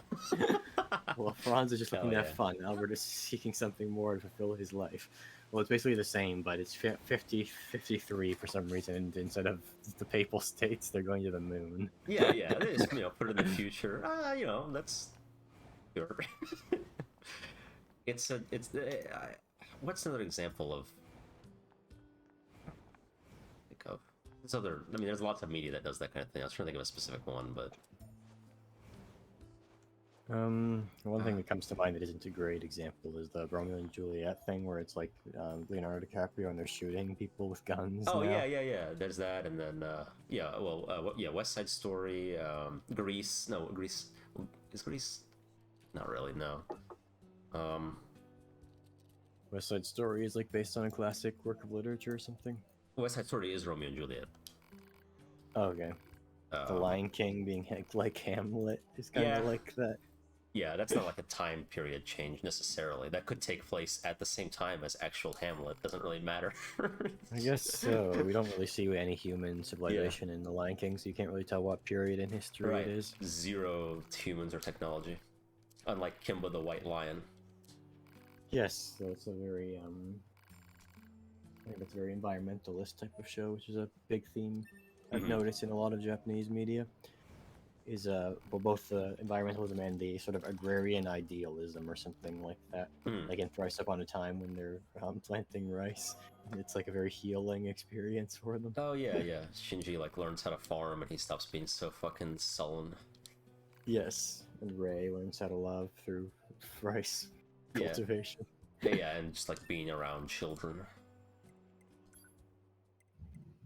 So we got the quests finished, we can upgrade our weapons, which I will do. Is that what gets you the next part of the poem, or do you I think so, yeah, let's check it out. And I can buy weapons too, so my favorite weapons are just the starter ones, but there are some other good ones. Not really these. Virtuous Treaty and then Beastbane. Actually, I thought that's a broadsword for a second, so I thought it was one really descriptive name and one really non-descriptive name. Yeah. Being Beast Lord, it doesn't quite work out that way. Yeah, Beast Lord and then Ancient Overlord. I don't like these heavy swords, but there's some these are spears. Heavy weapons, yeah. Yeah, there's some spears you can get later that are quite good, but as far as I like these. These are just good swords. And I can sell shit, but I can sell. I think these are used to craft, so I won't sell them yet, but I might be wrong. As part of upgrades, dented plate, amber. Maybe they are just to sell. I'll find out later. But so that's weapons, and then let's get that sachet. Yes, let's ride a moose. There we go. And what else can we get here? I don't really necessarily increase power of weapon-based attacks by 2%. Yeah, that doesn't really appeal to me. It's not a very high percent, but I suppose it's something. It's only 500. You get better ones later. You get good stuff. Oh later, yeah, it so takes up the there's no- points. Yeah, and oh, you can get that sound waves. Let's see what that's about. Yeah, you want sound waves. Do we get more poem? Oh yeah, yeah. Check that first and foremost. Yes, I would upgrade virtuous contract. How long can I continue to protect what I love amidst this endless war? How long? I wonder. Okay. Yeah, so a white blade used by samurai of the east. What's our other one? Yes, does kind of look like a katana, doesn't it? It does, and this looks like a big katana. White. I wonder This how one's many called a times white it's been katana. folded. Yeah. They had what? They had big swords. What are they called? Like nodachi, I think. Like big Kodachi? Kodachi or nodachi, or both. Maybe those are two different kinds Maybe of swords. both, yeah. But like two-handed katanas were a thing.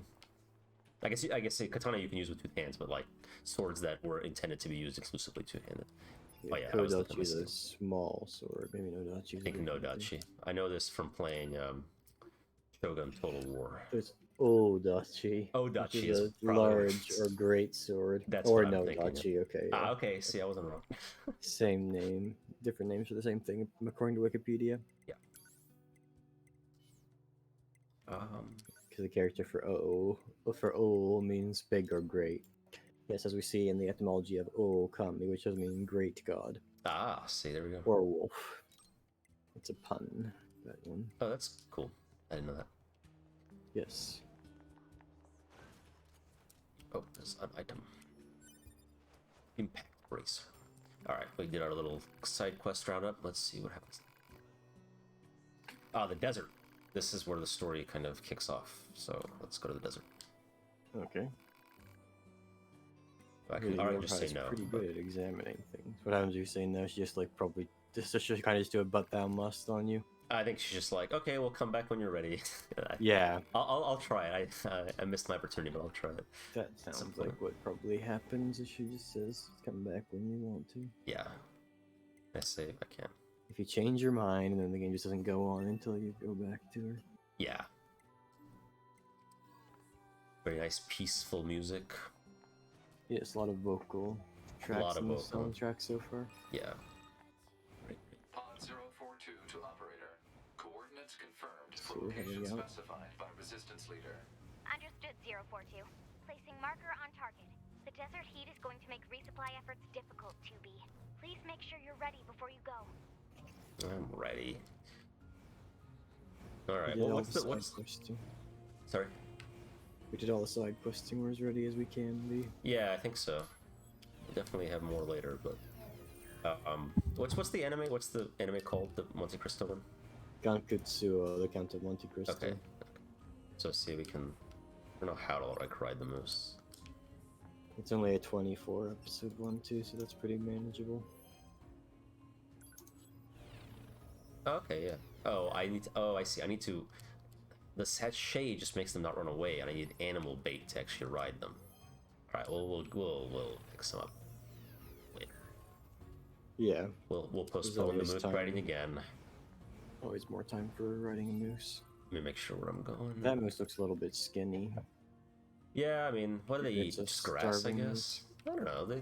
I mean, there's lots of grass around, so there's no reason for them to starve. No, there It's- definitely isn't. Tired. No one's eating. They're fine. They're fine. I'm not worried about the moose.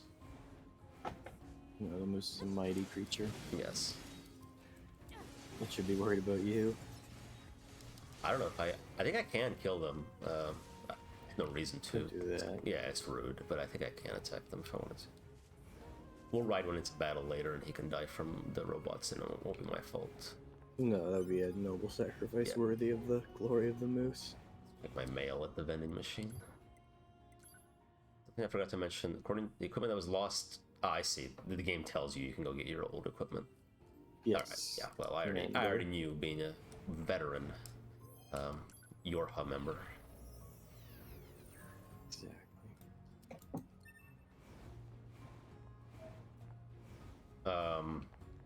Well, I'm glad you're enjoying the Count of Monte Cristo. It is very long, so if you weren't enjoying it, it would be difficult to get through. Yes, it's very long. So you see know, what I but- mean about, like, when I said, like, not that it's better to read the abridged version, but there is, like, like that Bandit story, you can tell, even though like you may not know how relevant it is, you can immediately tell that, like, you know what, most of that wasn't necessarily necessary at all for the main story. That's all I meant. Sure. But it does have a purpose. Like, yeah, it's to set up how badass each subsequent bandit is. So yeah, it generally was interesting enough to read that those storylines that I didn't mind how long they were. Sure.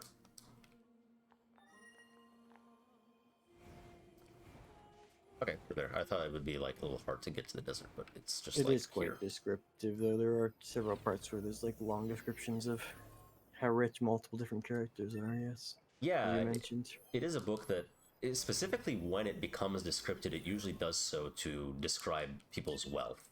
It is an interesting like focus of it, I suppose. It's important at times. Like the Count's wealth is actually very important too. And the two characters, the wealth of the two characters who got really wealthy by fucking over the Count before he was the Count as well. Yeah. Yes, Edmond Bonte. This battle has raged for far too long. I am sure all of you find the effort grueling. But now is not the time to give up. We have these Mario looking ass. Yeah. Oh yeah. Where those cactus goes. Yeah. I remember those guys. I remember the first time I saw them on Super Mario World as a kid. I got scared. Broadcasts are always so they are so tall. Yeah, like Slender Man. I think if you don't have Yoshi, like it's really hard to deal with them because Yoshi just eats them for you. Yeah. But you have to like fuck up pretty badly to not have Yoshi in that level, so it's not something you only really experience as a kid. Right, exactly. I was about to say, like, as a kid, that's definitely pretty easy to lose Yoshi. As a kid, you're pretty much just perpetually mini Mario, and you die every second. Jack Ass, was it? What are you doing all the way out here? Oh, Nines is a cool, like, gold sword. Looks nice. Oh, that? Well... Her name is Jackass. It's fun. What's her favorite movie series? We wouldn't want to have anyone getting tangled up in that, now would we? Don't go trying to be a hero, alright? Okay, it's my job. Don't go trying to be a hero. I think she gives us a side quest later, but not now, I guess. Not now, apparently. The side quest is don't go trying to be a hero. Yeah, right. That's our quest right now. That would be funny if that pops up. I do like that you just kind of perpetually do the dash every second. It's the fastest way to get around. As soon as I remembered that's how I used to get around, I was like, I gotta... Oh yeah, so... Oh yeah, alright, so enemies like have levels, these are level 6, and you know, that's how you tell like if you're in the right zone or not. Similar to, sure. I don't know, like Morrowind. Or, well, I mean, a lot of JRPGs have that. And here's the big open desert, which I think is of cool. like Borderlands as being a game that does that too. Yep. Tatooine. This doesn't remind me of Tatooine quite so much as that one Hitman level did, though. Oh yeah, the Afghanistan. Yeah, the Afghanistan one. Tunnel Rat 2 or whatever, I forget what it's called. I can't see Tosche Station setting up in this desert. Yes. All the moisture evaporators are broken down. There's no humans to repair them. I wonder if there are any extended universe books that explore what exactly Tosche Station is. Dude, don't even... I mean, there's like one guy who appeared for like half a second gets a whole backstory in like his own novel, you know, like, yeah, there definitely is. There's a book that's about the daily lives of the workers at Tosche Station. Yeah, exactly. No, it's definitely at least referenced again, you know, that's Star Wars for you. I wonder if I can go on Wikipedia and look up Tosche Station. You will certainly find a whole article on it. I may be wrong about how in-depth it is, but it's definitely there. That's something that, like, I kind of want to rewatch Rogue One, because I had a pretty poor opinion of it. Holy fuck, it has 180,450 pages on Wikipedia. Total? I was like, mentioning Tosche Station? No, that would be I was like, very impressive. Shit. Yeah. Oh yeah, I mean, Star Wars is big. How do you even spell Tosche Station? I don't know. it'll correct you. I spelled it Tashi. Star Wars is the type of shit where it's like you spell it wrong and it gets you. It's like this is a Really? like someone started. There's an article that's Incident at Tosche Station where it's spelled Toshi, and then there's another one that spells it Tosche Station. It's Toshe. Oh, okay. Tosche actually. Interesting. That's the actual article for Tosche Station. So I guess that's the right way to spell it. I guess the most legitimate. Yeah.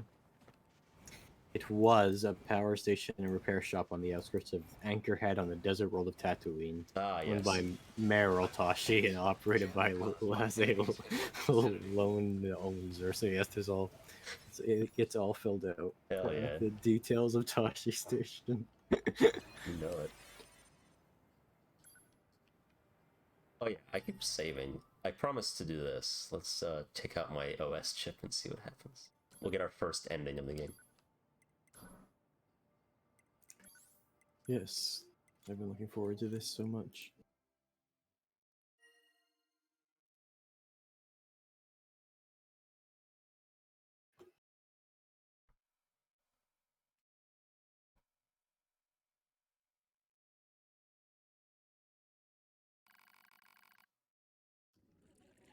There it is. Ending T, fatal error. That was a good ending. Yeah. Okay.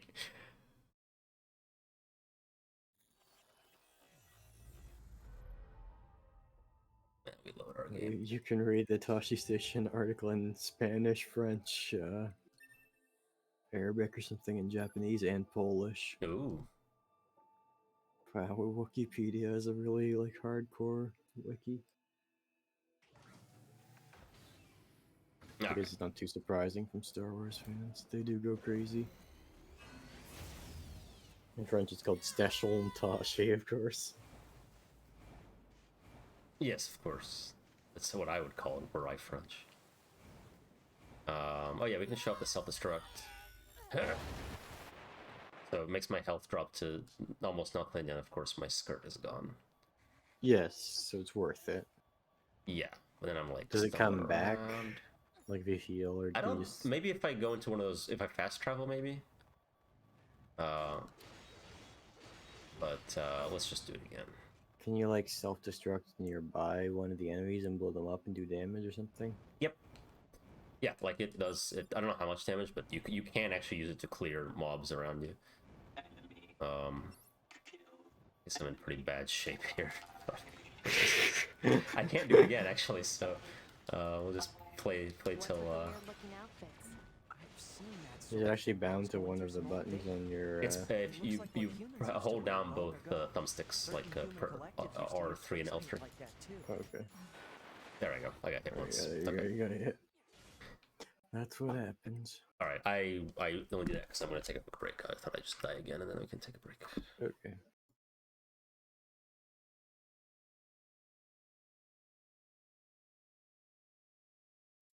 All right. I am back.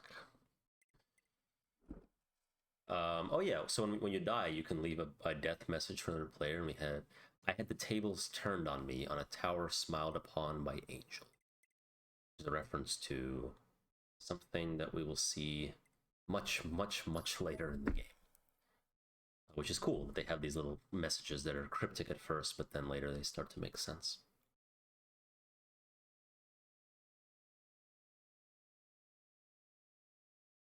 And we can, similar to Dark Souls again, we can go back to the place of our death to retrieve some stuff.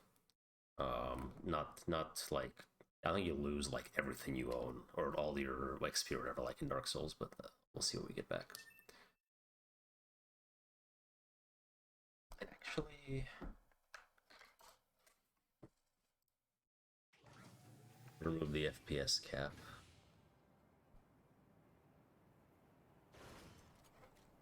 Just for my own pleasure. There we go. Let's go get that body. We won't blow ourselves up first before we get to the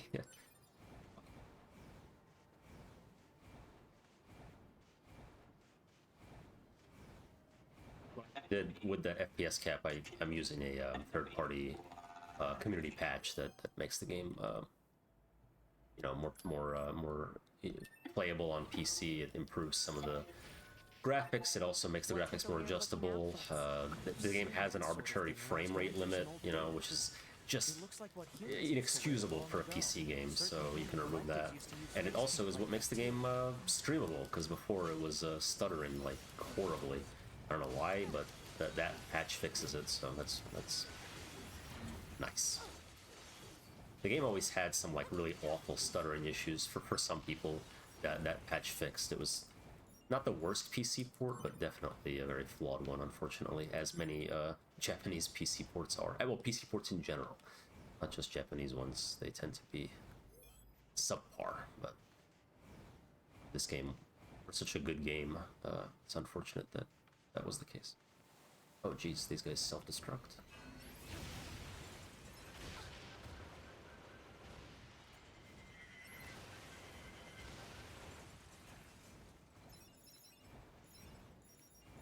They leave a lot of gill.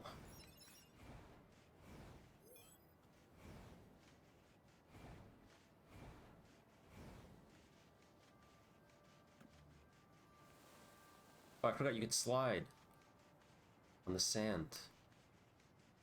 It's fun.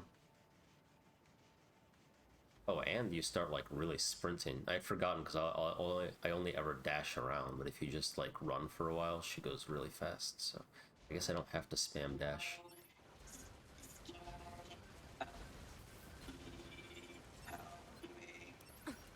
2B, it's fine. Their speech doesn't mean anything. They're just emitting words at random. If they wanted help, why would they be attacking us? Yeah. Yes, so one of them said help me, and 9S is explaining that we can just ignore him. Yeah, that sounds reasonable. Yeah. They're just We're making still fighting sounds. robots in the desert. Still are.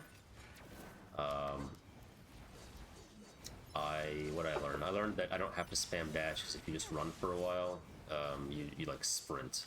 And on the sand you can slide, which is fun. But I think spamming dash might still be the fastest, but sprinting is fun too. It looks a little nicer to be sprinting rather I think than just so, dashing yes. over and over again. I do like how long she can dash. It's just a nice, fun little She really glide. can dash very far, can't Yeah, she? she I did always kind of dislike it when the game almost like obligates you to use some dashing move over and over and over again like that just to move a little bit faster. I It's a problem agree. the Zelda games have as well. Yeah. With the roll. Alright. I'm still doing it even though I said I'd stop. It's just instinct. But like if I see I can slide down the dunes. I think if I just run, it should go speedy quick. No. Doesn't. Oh well. See how much faster it is though? Oh, maybe after I dash. After you, yeah. Ah. There she goes. She's really rocketing. Alright. We'll do this. Yeah, she seems to accelerate more and more over time. Yeah. She's like a train. She's heavy. They're androids, so each of them weighs like 150 kilos or something. Yeah, they're metal. They're very heavy. Very dense entities. So we cleared up most of the enemies around or all the enemies in the desert. We're going through this like sandfall, waterfall of sand was what I was about to say, but we have to chase this robot down. He keeps running away from you. He does. I wonder what he's doing. Maybe he's trying to leave. Was he the one who said help me, or is that a different That's just yeah, that's just a thing they were saying. A loyal soldier vowed vengeance in a fake city. So I think you weren't here when I noted it, but these messages refer to things that will occur in the game, and so it's kind of cryptic at first, but start to make sense later, which I think is kind of neat. Or actually, like, refer to things that are about to happen. The one I had refers to like an end game thing. I had one about a tower that we will encounter very much later, which is cool. Some nice foreshadowing. It is, in a way. Plus a sand for the children to play in there. Yeah, when they come back to Earth. This is desert housing. It is. It's when the housing is a little worse for wear, it seems. It's just a little crooked. You know, you'll get used to it. You can use it as an attraction, like the Tower of Pisa. Yes, the famous leaning ripoff of Pisa. Metal shelters. The structures were referred to by names Exactly. such as apartment Is it a ripoff? Yeah, it's just like, I mean, it, you know, you look at a picture and you're like, do I want to see this tower IRL? And that's it. There's nothing around it. Naples is like kind of a shithole, and it's a long way to the tower from the train station, and the entire way is like people just like looking to rob or beg from you because it's just a huge tourist trap. Wow. My parents got robbed in Naples. Their car got robbed. You know, it's like that happens around Italy, but Yeah, isn't Naples where the like sex tourism and stuff is? In I Italy? don't know, but it is it wouldn't surprise me. Naples is, I mean, it's a poor city. The only thing there is the tower, and they do their best to take advantage of tourists. It's not really worth it. I think the only other thing there is there's a museum where a lot of the stuff from Pompeii is actually stored instead of being on site. So if you want to see like some of the stuff that's been preserved from Pompeii, you can go to that museum. But other than that, it's kind of not worth the trip. In fact, I think that's in Naples. Okay. Fuck Wait, is the Naples, Leaning that's what we've learned. Tower? I would have thought it would be in Pisa. Yeah, sorry, I'm confusing Naples and Pisa. They're both shitty. I thought the tower was called Tower Pisa, but yeah, no, the town it's in. But not in Pisa. Well, I forgot that.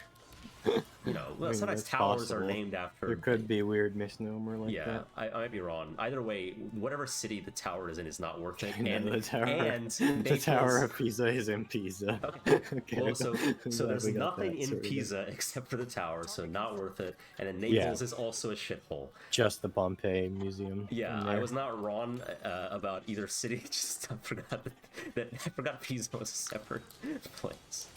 Anyway, I shouldn't say shithole. Yeah, it's rude. It's just a poorer area, so be careful.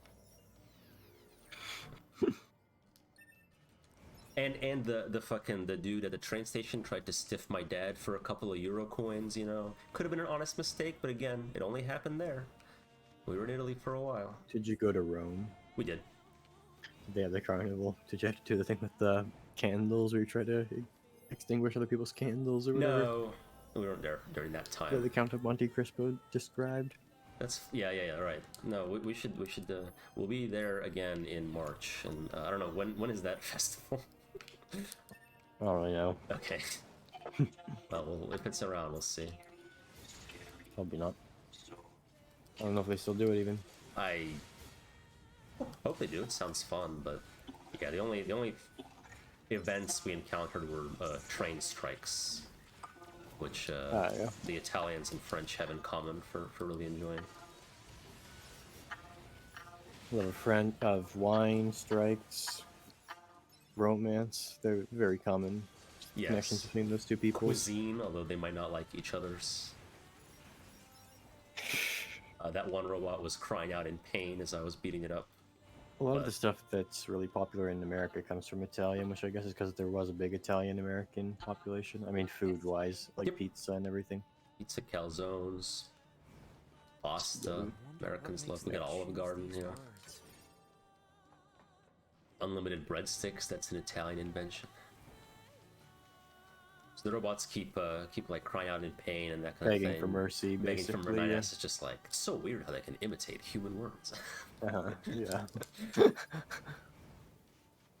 think we're approaching the. These are android bodies. Oh yeah. Hypothesis. They were killed by local machine life forms. Yes. Yeah. Wow, what an advanced robot. He might have committed suicide. You don't know. 9S's AI just like glided on his robot, and it kind of reminded me of in Fortnite when you like jump out of the helicopter and like have to go down on your umbrella. Oh yeah. They're afraid of us. We don't give up. We're the Terminators of this universe. Yes, they're telling you to run, or they're telling the other robots to run. Alright, this is where shit gets weird. Multiple yeah. machines detected ahead. But what's If you've seen Donkey's video, this he shows up. This Yeah, I remember this part in Donkey's video. humanoid machine thought of many friends during a pointless battle.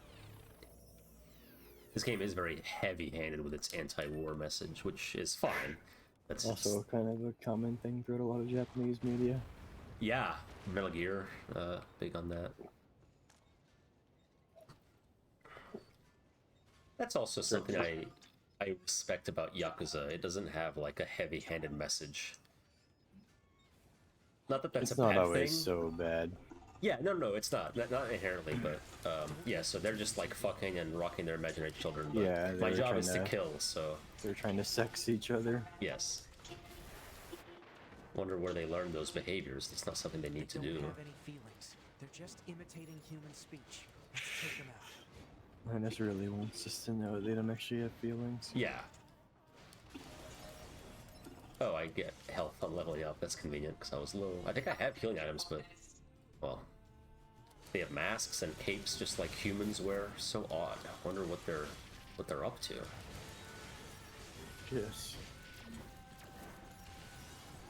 Humans are known for their love of masks, of course. Well, I think the humans that lived here, that's like a cultural thing. Maybe the game will comment on it later, or has, and we missed it. But that is a You could have missed established fact that that's kind of what they're that is something the humans who lived here used to wear. So it's weird. So weird these robots are doing that. Fuck. I also like the like kind of, I don't know, like heroic kind of music playing while we're just slaughtering these poor robots. They were just trying to fuck. Yeah, the game is assuring us that we're not doing anything wrong here.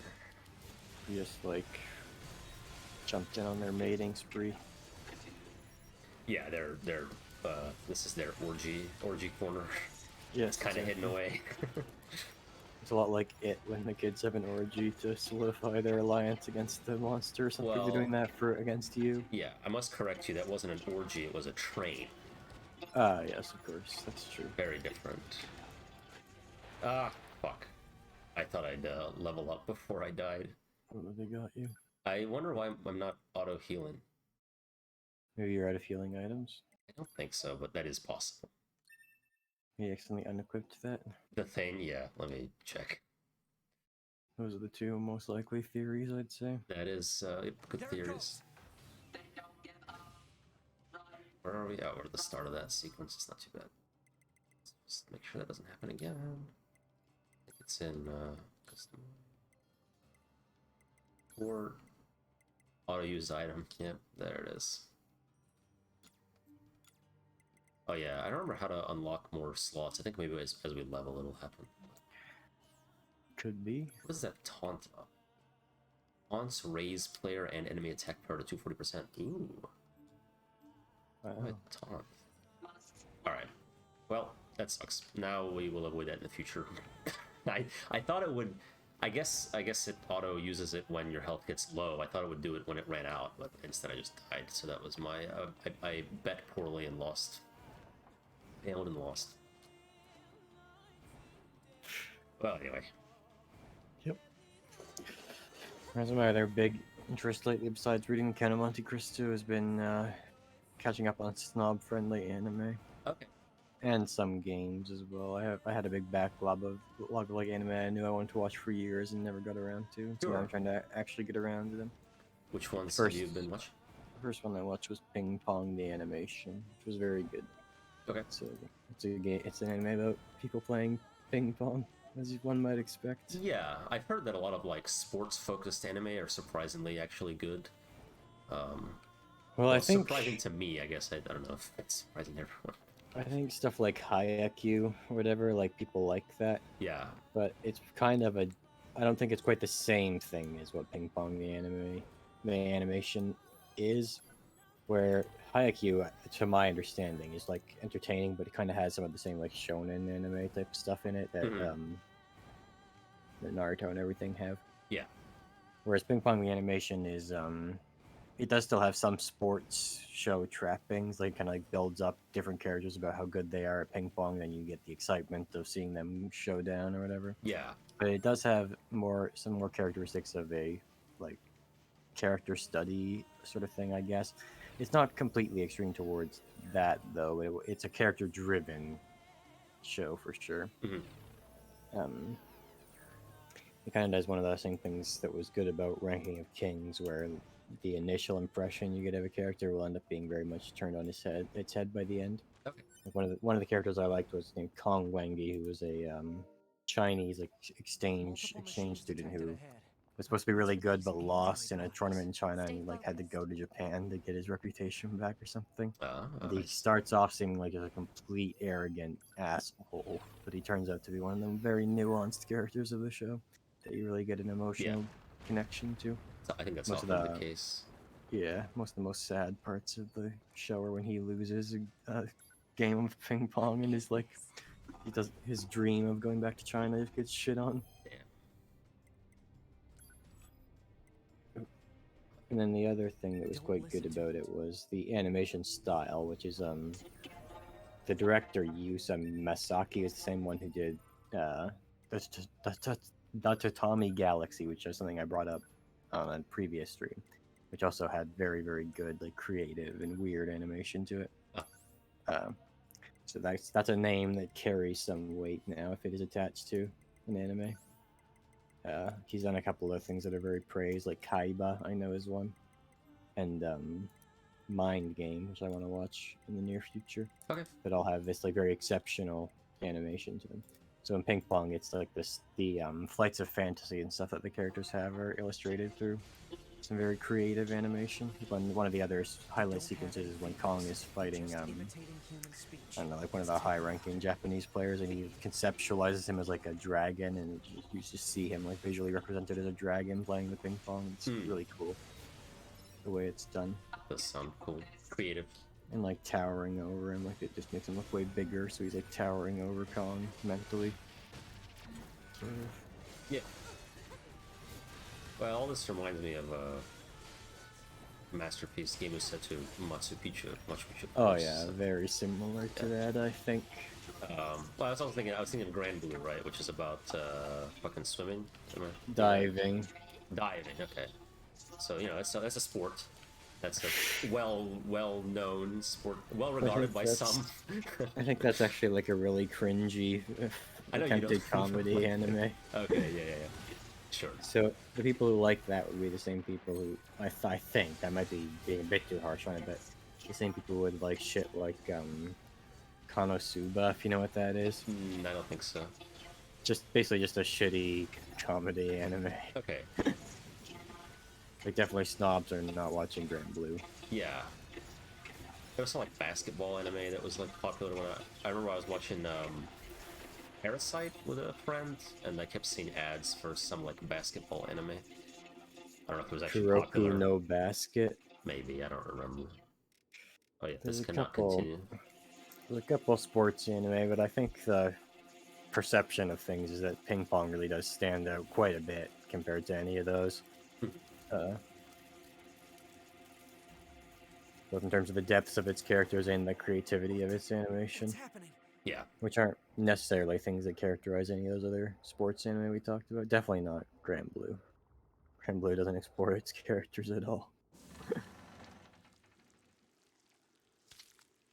Okay, so yes, this is the part where they give birth to Sephiroth. Yes. No. This is a machine. He has no penis. Well, he wouldn't, I suppose. They don't need that to reproduce. No, they just crawl into a ball reminiscent of Legion from Castlevania Symphony of the Night, and then they spawn a naked Sephiroth for you to fight. Yes, we don't know his name yet, but we will. He doesn't seem to be reacting or trying to fight back. Right. I think we are like, yeah. He leveled up to level 3. Yeah, and he's asking us why. We're teaching him violence, which may prove to be a bad idea, but we don't know that yet. At least that's how it seems to me. Sword. Dodge. He's adapting. Deflect. Yeah, now he's a level 5. We better finish this quick. Uh-oh. There he goes dodging. Yep, and deflecting. But I can dodge more better.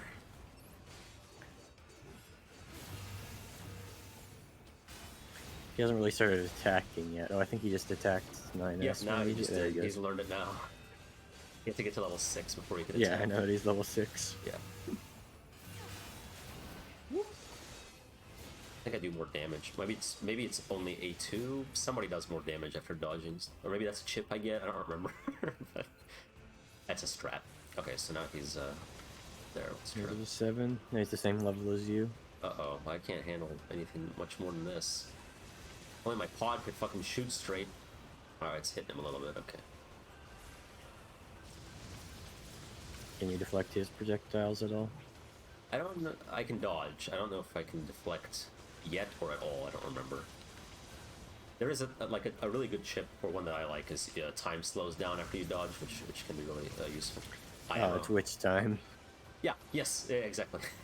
That's right. I forgot about that. That type of thing is like always really stylish, and I think Hades even has similar. I think sometimes. I don't know what it is about that which time type effects that I really like. Oh, look, a body. It was kind of like if the Dark Souls parry had even more, like a lot more skill cap in terms of what you get out of the parry, sort of. Yeah. Well, I never really did get very much out of Witch Time because I just wasn't very good at Bayonetta. Yeah. I can see that. And like, yeah, I think that's, like what I was talking about earlier, is why they made this game, why I think they made this game a little simpler, is just because you don't have to be good at it. It's not very hard.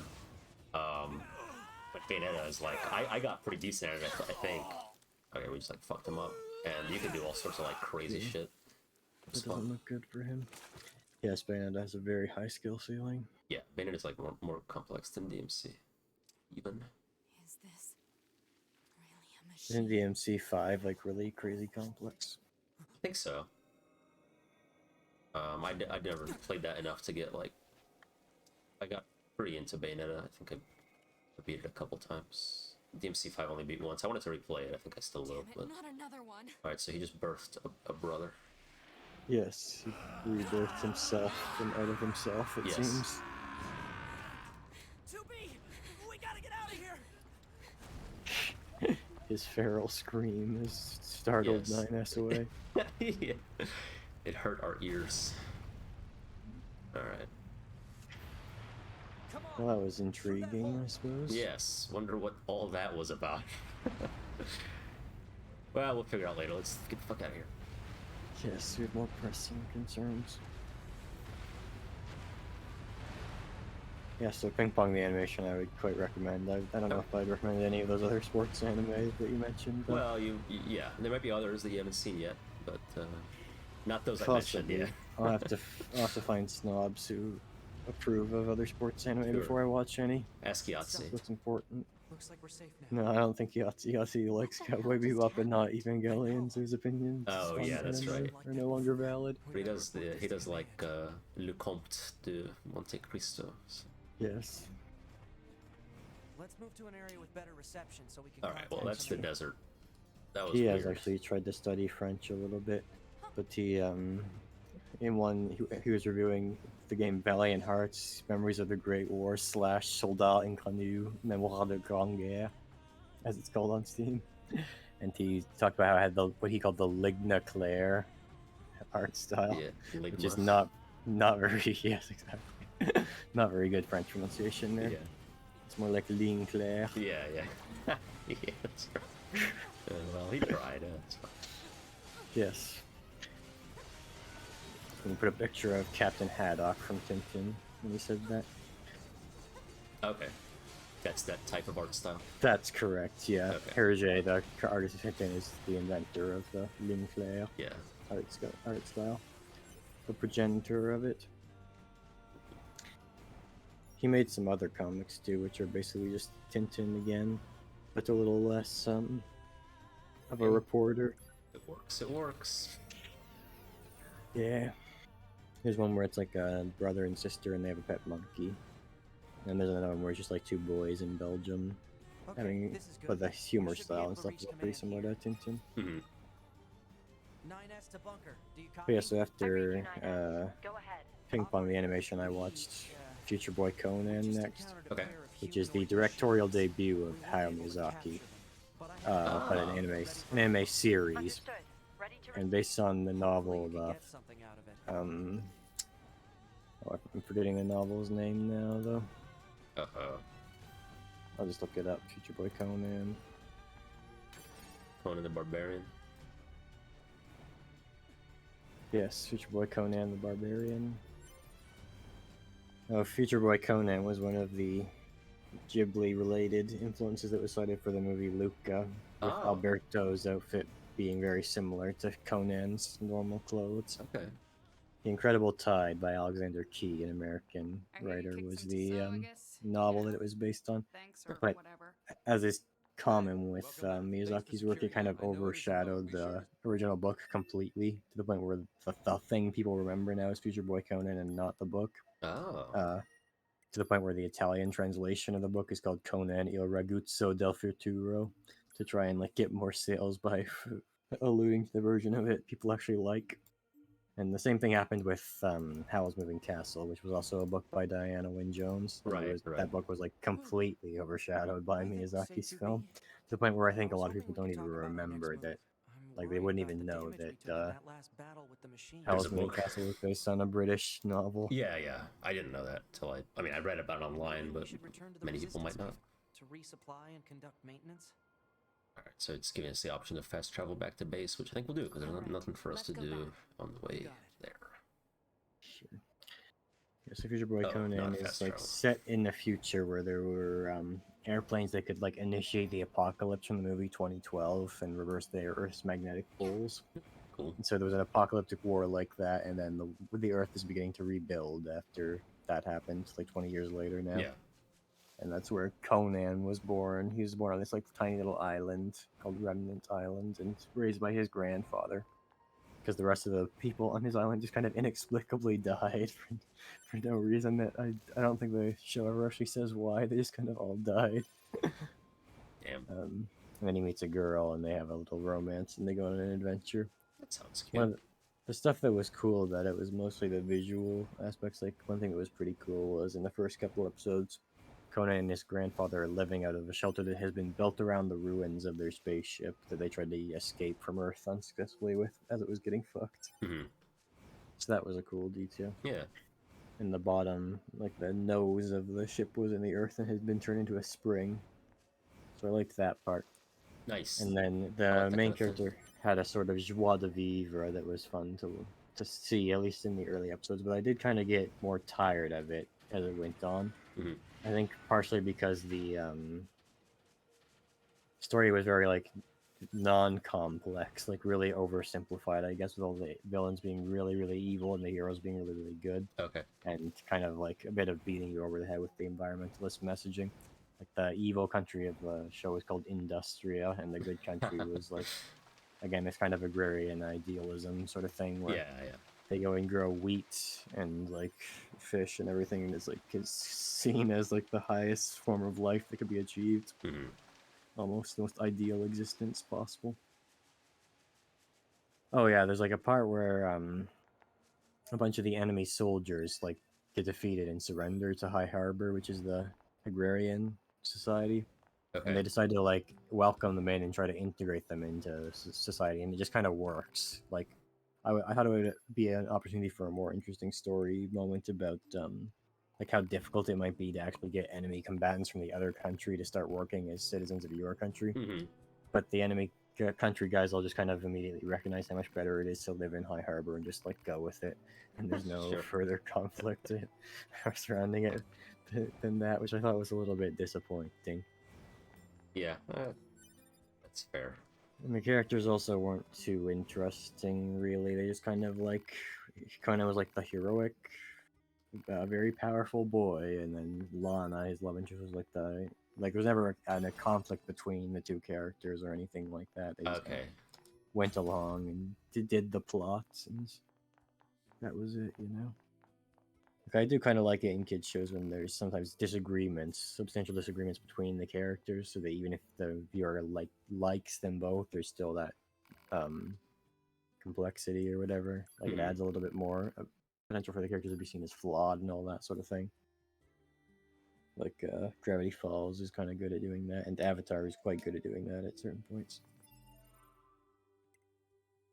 Yeah, you want some I guess like downtime from the big heroic stuff, and that often gives time for character growth and like internal conflict as well. The two main characters, especially, I guess, could have used more depth to them, I guess, or maybe more like nuance would be a good word. Yeah, sure. There were some other slightly like characters I liked a little more that were the adults around them because they were a little more flawed. The adults that like start out as antagonists, specifically, was this funny captain guy who's like really self-serving and kind of a dickhead, but like turns out to be all right in the end. You know, like come through for you when you need him. Yeah, sure. So he's also the funniest character, so probably the best one. And then there's this girl named Monsley who's like the subordinate of the main villain for a little while, but she like gradually grows to respect Conan and then turns out to be one of the hero characters at the end. So that just having that arc makes her a little bit more complex. So I appreciated that a little bit more. And the main villain guy was just like really, really evil all the time, so he really sucked, and I kind of hated every time he was on screen. His name was Lepka. Okay. Yeah. It's not a real name. No, it's not.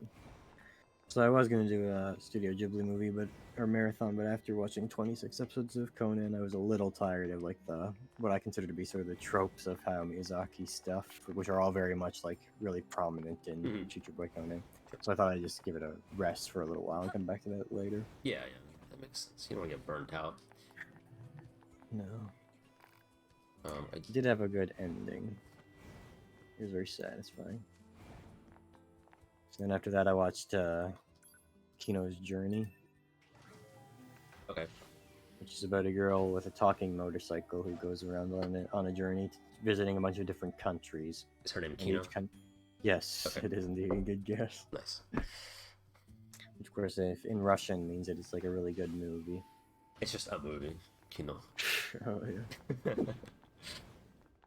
Yes, that is a word that English speakers use to specifically mean good yes. movie. That's what it is. I see it on, I don't know, like 4chan. I don't know so where the else, highest rated letterbox review for Kino's Journey is Kino. Okay, yeah, there you go. Yeah, so Kino has a talking motorcycle named Hermes, and her and her motorcycle, which the point of the motorcycle being talking, I think, is to give her a conversation partner while still technically having her be alone. Okay, as a traveler. And she just visits all these different countries that all have really weird and fucked up traditions, and then like comments on their traditions. Right. So she's supposed to be very neutral in her observance of the places. Like she just goes to them and sees their philosophy and what they're about, and then has a quick little conversation with her motorcycle and runs off. So she's kind of like Andrew Callahan, except she doesn't beat or abuse any women.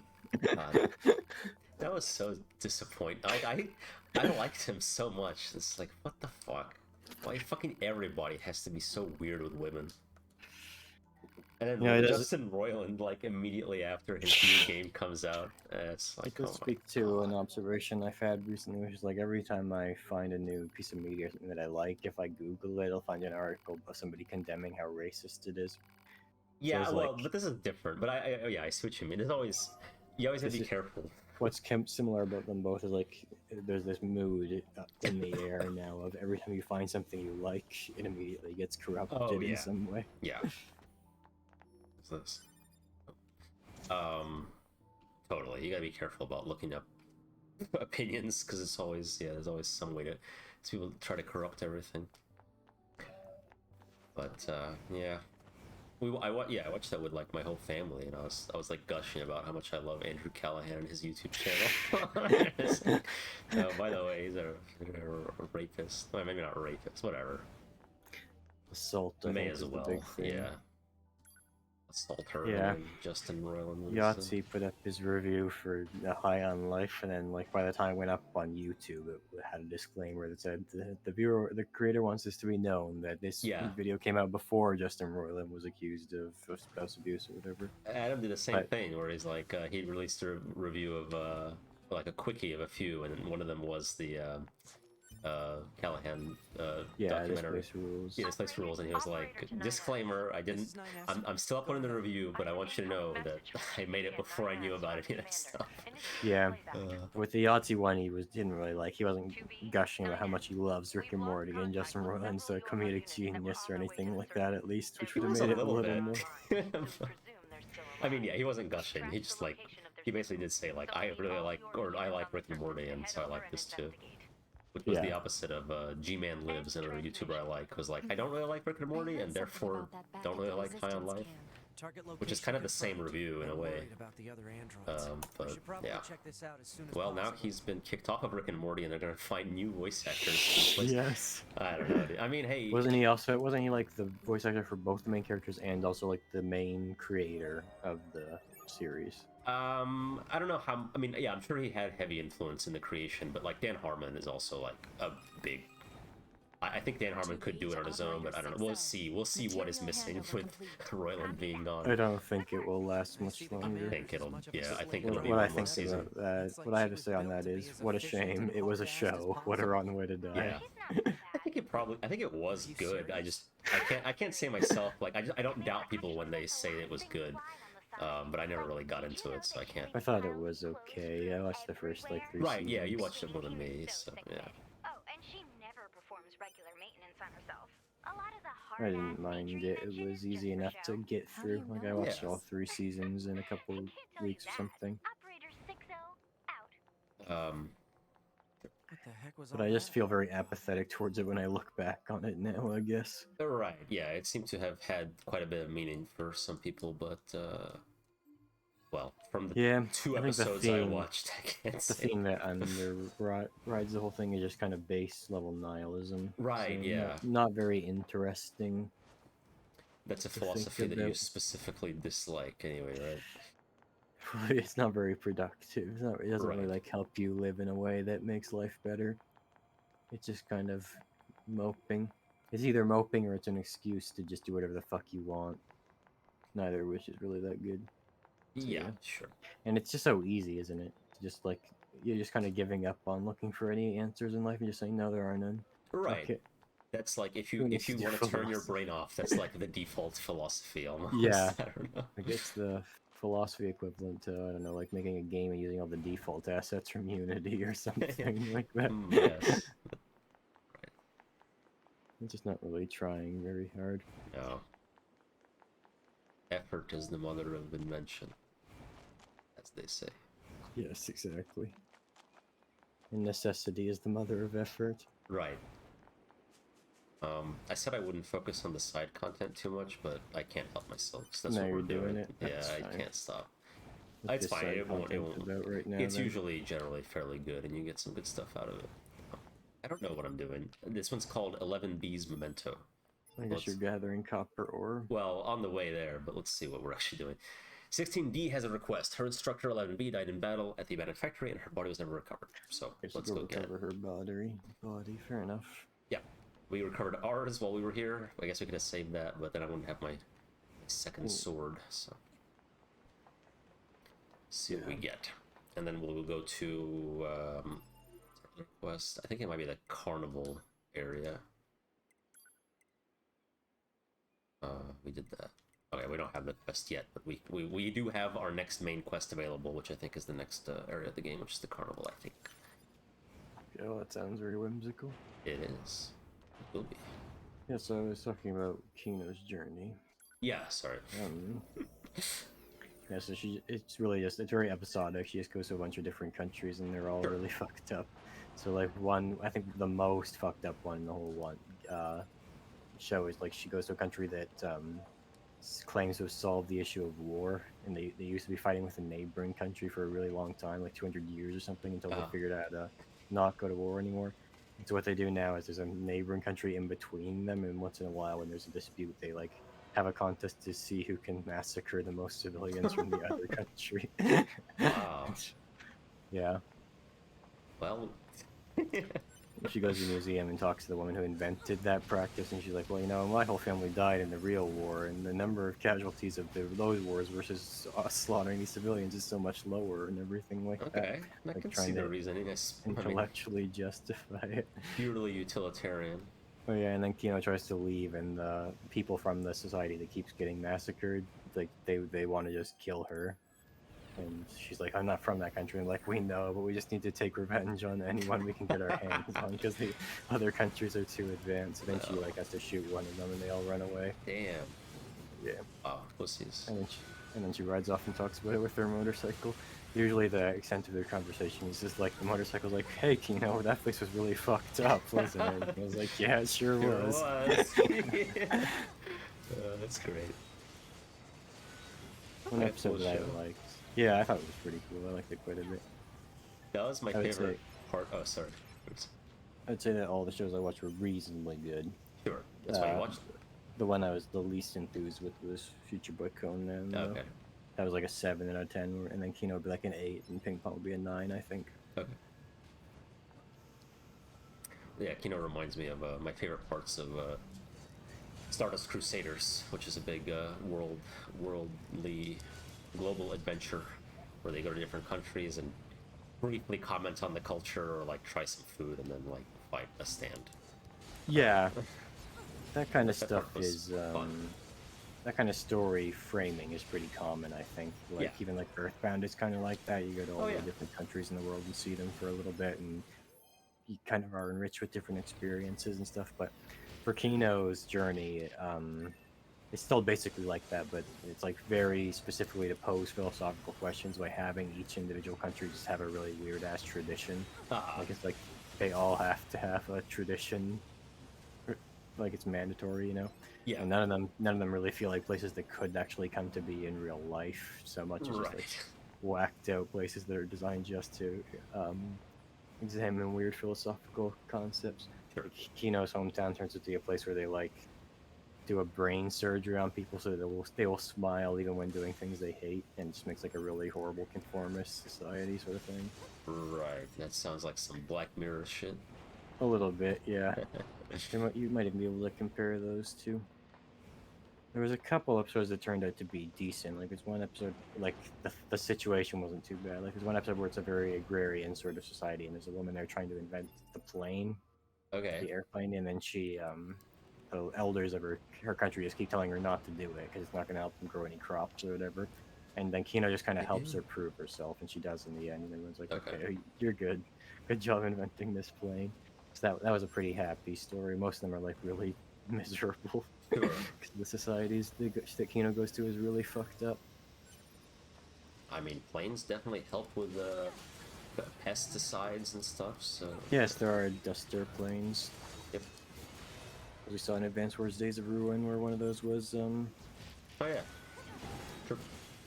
Like reinterpreted into a weapon. Which happen in real life. You can just you can just drop bombs out the side of them. So, the Soviet night witches use duster planes. That would be the Soviets who would do that. Yeah, it was a group of all women. Oh wow! Bombers. What a victory for feminists. Well, yeah, it's like, oh, these women want to fight. Okay, well, we can't let them fly real planes. They're women, so they'll just crash them. So we'll put them in duster planes and send them on night missions. They're guaranteed to die, and then they'll shut up. But that's what happened. Anyway.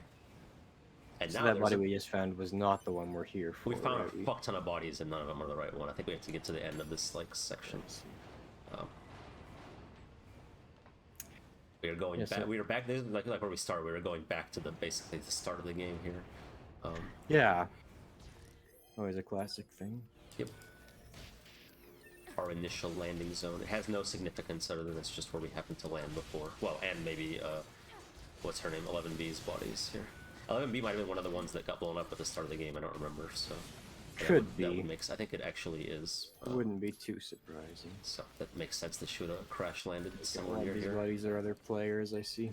Yeah, and if I retrieve the items, the enemies can keep attacking me while that fucking dialogue box is loading. I need to stop doing that. Wait until after you kill them. Unless I repair them and they can help me fight, then it might be worth it, but it's not really, I don't really need it right now. These are level 2 and 3 and such.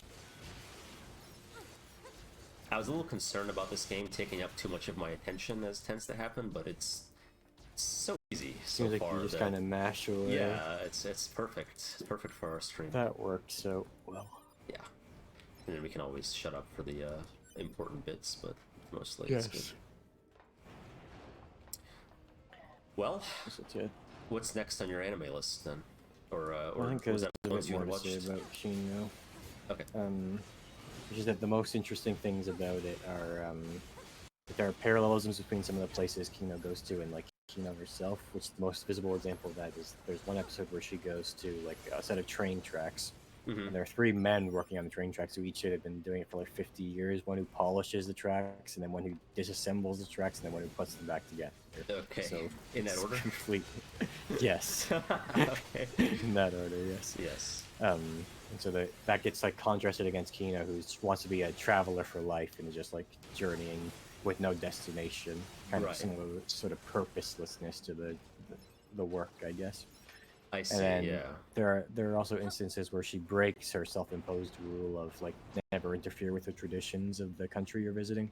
Okay, The like most Star Trek. particular, yes, the most particular one being that there's a country where like anytime a traveler comes in, they like press them into this Colosseum-style tournament, and the winner of the tournament gets to add a new rule to the society. Okay. Kino decides to try and win the tournament and add a new rule to the society, which is the anime never stops to comment on it, but that is technically going against her rule of never interfering with the traditions of the other countries. But she's not contradicting the traditions, I guess. That might be the explanation. Yes, but I think one idea the story might evoke is that she was so bothered by that whole tradition that she wanted to try and oppose it, let's say. Well, does she remove that tradition as the thing she does? Not exactly. Okay, alright. What she does is actually quite nuanced, I suppose, in terms of how much it is honoring the tradition, I guess, because, first of all happens is there's a king, like a kind of mad king who does this, like set up this whole tradition, and Kino in her final match, when looks like she's about to win the last match, instead just shoots and kills the king, and then she declares that her new rule is that now everyone in the whole society has to have a battle royale to decide who would be the new king. Like all the people who previously had just been sitting watching the gladiatorial games now to fight and then to try and figure out who will be the next king. Interesting. So it's kind of both carrying on that tradition and putting a permanent end to it. Because the whole reason she wanted to kill the king was like, this guy's a motherfucker. Yeah, you can't continue with stuff like this. This cannot continue. Yes, and in fact, Kino turns out to be like, she used to be named Sakura probably. And was just like a maid at a hotel, sort of. Like her parents ran the hotel.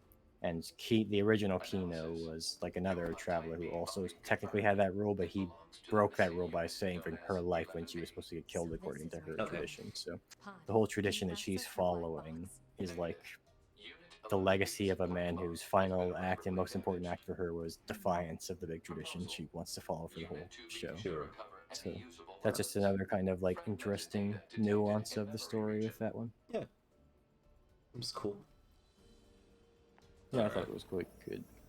On the body, it is exactly where it's we also started. a short one. It's only 11, or I think it's 13 episodes. Okay, one per country. Here's the body. Yes. Well, the tournament country is 2 episodes, but other than that, yeah. That's the big one. And some countries are like part of an episode, actually, in fact. But okay, we found 11B, and here is her log. Yeah, we can reread it real quick. It's sad. Reactivation completed. Check on my body reveals various failures. Communication functions have been destroyed. I cannot contact my team or the bunker. I leave a draft of this message here as a log. I verify the plan once more. Using my supposed destruction in this sortie as a guise, I sever all communication. I then pass beneath the abandoned factory and escape. Further analysis reveals that I took anti-air fire while in the flight unit, resulting in damage to my body. No matter, it can be repaired. I'm cold. My sensory system seems to be failing. Noises started to cloud my vision. Virus warnings appear frequently. It is unclear whether I am infected or if the system is in error. Repairs are proceeding poorly. Perhaps I'm flustered. Pursuers will come if I don't move soon. Was I wrong to attempt escape? I'm scared. I want to go back to the bunker, but I can't restore communications. This can't continue. I can't stay here. I have to run. Yorha squadron was wrong. I have to find somewhere safer. I'm scared. I'm so scared. Painful. It hurts. Help. Why stop? Who am I? Ron. I need to run. Okay, so she's deteriorating. Met a bad end.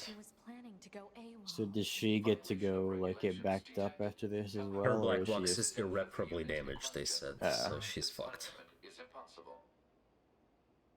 And she cannot be punished for her wanting to go AWOL, because she's too dead. Yes. That does pose a problem for such punishment. Puts a damper on those plans. Alright, well, we got her. Now we gotta go unbacktrack. We gotta dash our way back to the exit of the factory. Something I noticed about sprinting is if you run into anything, including like a bush, like 2B like trips, and you stop. So the dashing is far superior, unfortunately. But I will try to sprint as long as I can. That'll be a good challenge. Yes, that's the whole reason this was implemented, I think, this tripping. Suppose. Well, yeah, that sounds like a cool one. Nice and short, too. I always like that. Like, not that, something being long is not a problem, but it's so much easier for me to just... There's so much variety in media out there and so many different things to experience that if it's short and I can get the whole of it and not miss anything in a shorter amount of time and then, like, be able to ruminate and discuss it, I just feel like that's something that I prefer. Is this a secret? I do like that there are a lot of really good anime that are, like, 11 to 26 episodes long. Yeah. Look, how would be like 20 minutes and I couldn't do it, but... Yeah. Technolize is another prestigious anime that I tried to watch multiple times and could not get through. Sure. Oh, fuck.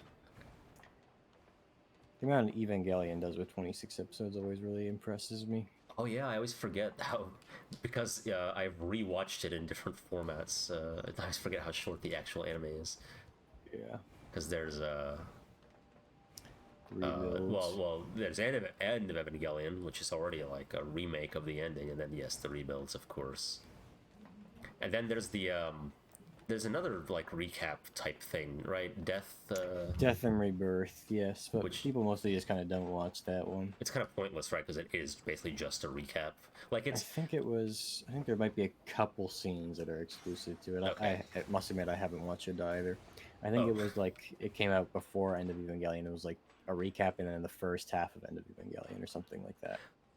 Okay, yeah, I think what I had heard is like it's intended for people who people who wanted to watch End of Evangelion and like hadn't watched the series in a while, and it was a recap for the purpose of then watching End, I think. Yeah, something like that. Yeah, which is unnecessary if you just watch the show and then watch End, anyways. So. Yeah, that's how most people. That's the recommended way to do it. Right. It's like if you don't watch End of Evangelion, you haven't really finished it, as the title would imply. That's a bit revisionist, don't you think? The show should stand on its own, and then End enhances it. You know. I think it does. Full disclosure, I agree with you, but I have heard the opposite take. Yeah, I guess I just don't find that very convincing because it just feels kind of like needlessly pedantic about the format. Sure, yeah. And especially when one considers that End of Evangelion is what the ending that the creators actually wanted to make in the first place, but it was just the time and budget restraints that prevented them from doing it. Right, that is the caveat there. Like if in episode 24, if you look at the episode preview for episode 25, it shows like the Asuka versus the Eva series scene from End of Evangelion. Oh yeah. Yeah, and that's nowhere in the OG show. No. And it's an iconic scene. What a shame. Yes, a very impressive scene. Very artistically masterful scene. Right. But, those final 2 episodes of the original TV show are definitely a very creative use of the medium of animation, so... They tried. Yep. Yeah. I mean, I can't, they did the best with the money they had. Can't complain too much. It is creative. It was a pretty avant-garde thing. It was, yeah. I can respect it from that standpoint. Yes, I did watch one other anime. Okay. I haven't quite finished it yet. I'm on like 23 out of 26, and that's Mushishi. Okay. Which is another like quintessential anime snob anime. It's on the so-called Sacred 9x9, which was my anime listing that was pretty funny. Okay. Where I'll post it on the Discord, I guess. Sure. The Sacred 3x3 rather, where some people will make like 3x3 squares of their favorite games or shows or whatever. And somebody made one that's like the typical thing that every baby anime snob puts as their 9 favorite anime. Sure. And it got passed around a lot on MAL. Huh, I never heard of that. No, oh yeah. I think MAL was one of the main places it existed in, but I saw some on for video games as well. People were posting on Reddit. Okay. Wow, I must have missed that. As an avid Redditor, I still miss those. Yes, so this classic 3x3, I actually don't know what one of the anime is in the top left, but it's got Legend of the Galactic Heroes, Technolize, Fooly Cooly, Berserk, Mushishi, the Tatami Galaxy, Evangelion, and Welcome to the NHK. Wait, so. Okay. Why Berserk? The anime? I thought they were like all kind of bad. Yeah, well, the 1995 one is supposed to be good, just with like really limited animation. Is its main problem. Yeah, that's part I'm thinking of. But it does show a black and white panel of guts, so maybe it is like alluding to the manga. Yeah, I mean, both black and white means manga, usually. I watched the new like movies recapping the Golden Arc, and they were fine. Those mainly get bashed for having CGI in them, I think. Which is noticeable and not that great, so I don't. But yeah, they're fine. They're fun. I don't know. Wait, what the fuck am I doing? I think the very strong consensus is that if you are going to watch an animated version of Berserk, it's got to be Berserk 1995. Yeah, but I don't really want to.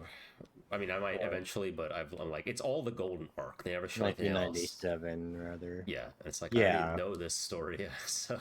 The manga is the main thing to do. Yeah, and then unfortunately we'll never get finished now. Probably not. But maybe that's okay. Maybe you just read what's there and... Yeah, well, it was, I think... Doesn't the guy have a team that's doing it now that he's dead? Oh, no. I don't know enough about it to have known that. That's what I heard. Okay, that's good. I mean, yeah, I don't know. I guess it's just unfortunate because it feels like the story was building up to like a big resolution with a lot of things being explained and plot holes being tied up and that kind of thing. Maybe. And then it ends prematurely, and it's like, well, shit. So not that you couldn't enjoy reading it without the ending, but it was building up to this epic ending is my impression, at least. I've never really liked following things that are still going all that much. I do prefer to just have it all there and be able to watch it when I feel like it. Yeah, same. Partially because if like I got a couple seasons of a show and then the next season comes out, sometimes I just won't watch it. Like not even if I liked the previous seasons, I just like will have moved on from that show. I was about to say the same thing. Like it feels like you moved on. Yeah, I have that.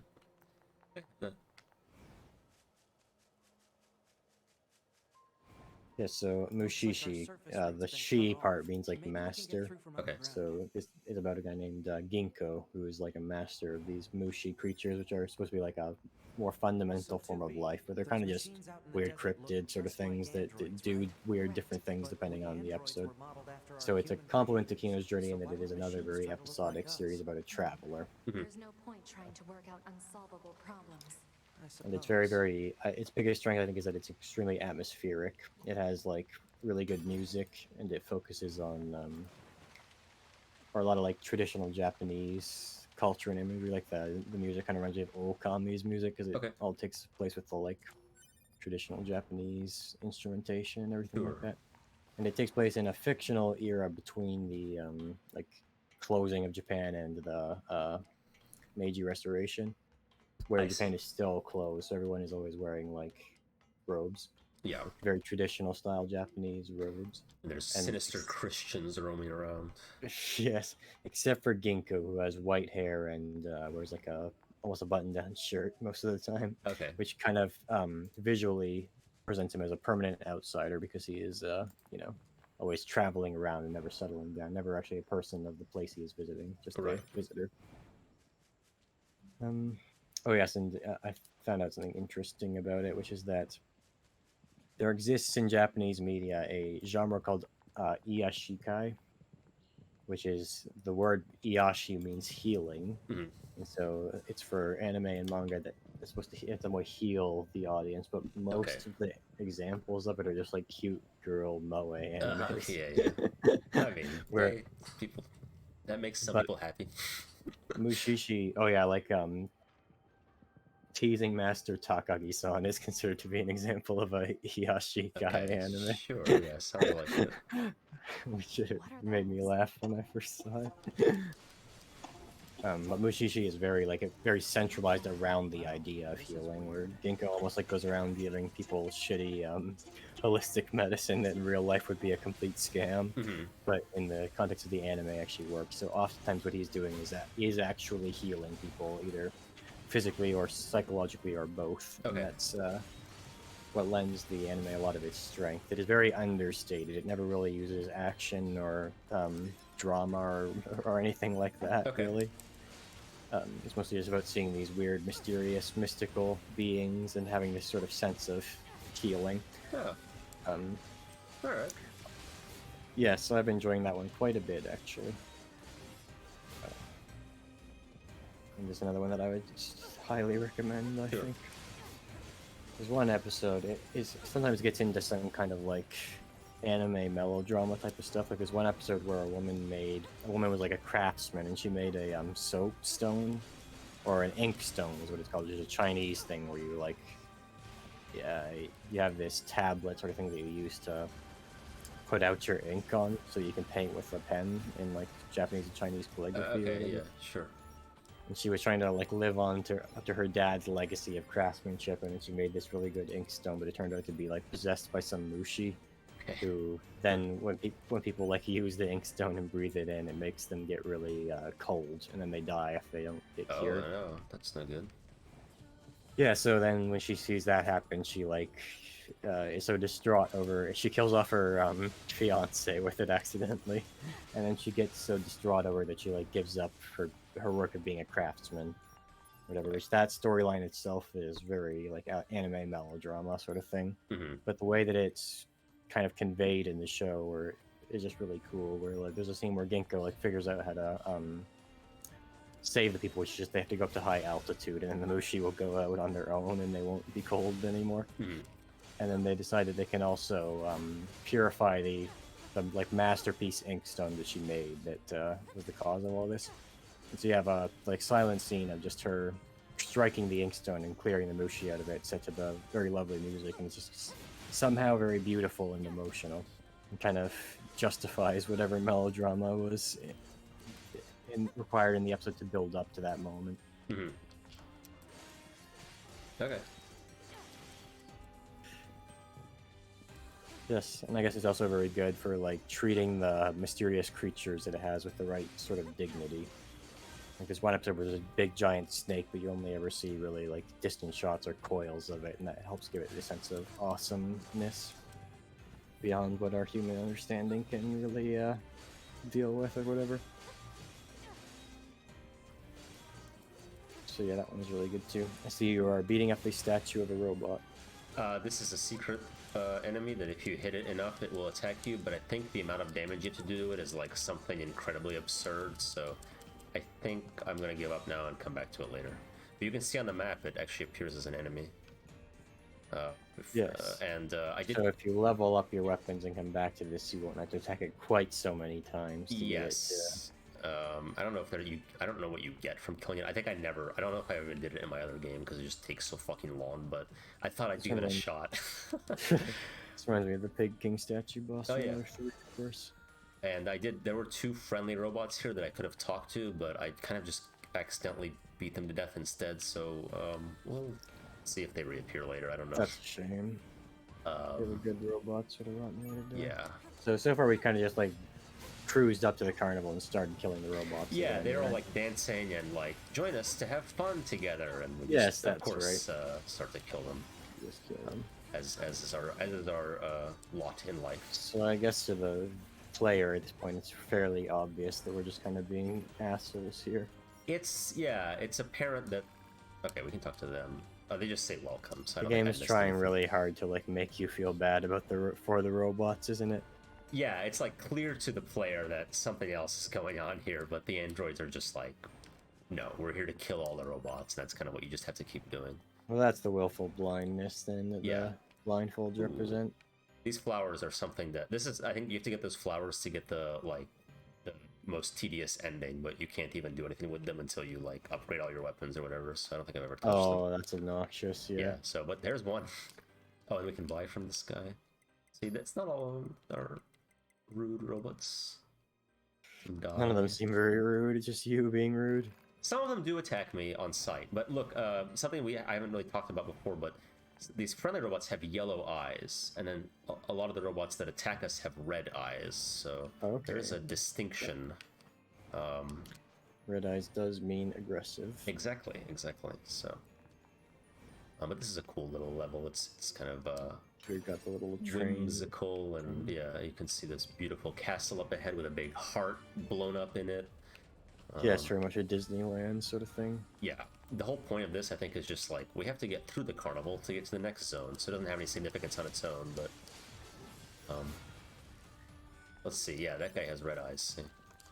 So did his eyes turn red once you attacked his friend and aggro him? I think so. Yeah, I think if we don't attack them, but 9S kind of just attacks them on his own. So.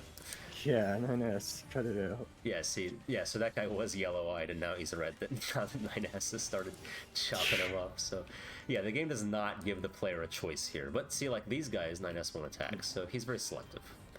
Can you attack them? Yes, I did. I killed a couple of them down at the start.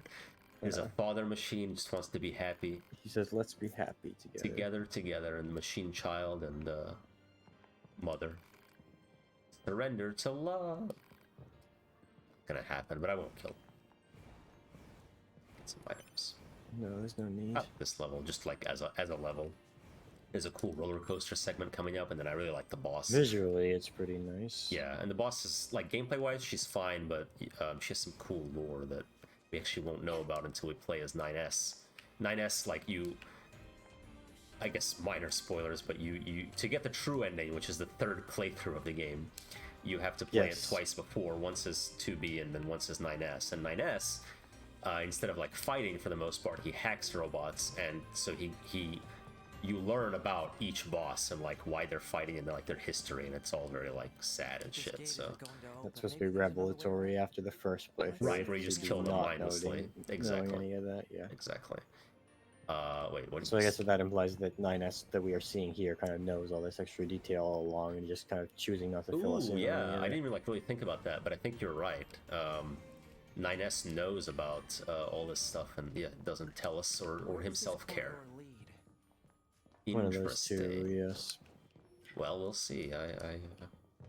I mean, so far he's been pretty blatant about him not caring. To be fair, he's just like, I know they're saying they're in pain, but they're just mimicking human sounds. Yeah, so that could also be interpreted as him sort of trying to keep 2B under the delusion that what she's doing is morally uncomplicated or whatever. Yeah. Like, it's possible that he actually knows they have emotions but wants to tell her yes, that they don't. Very true. This guy's on a break. He's very adamant about me leaving him alone, which makes me think I should kill him, but I'll leave him alone for now. We can come back here later if it's important.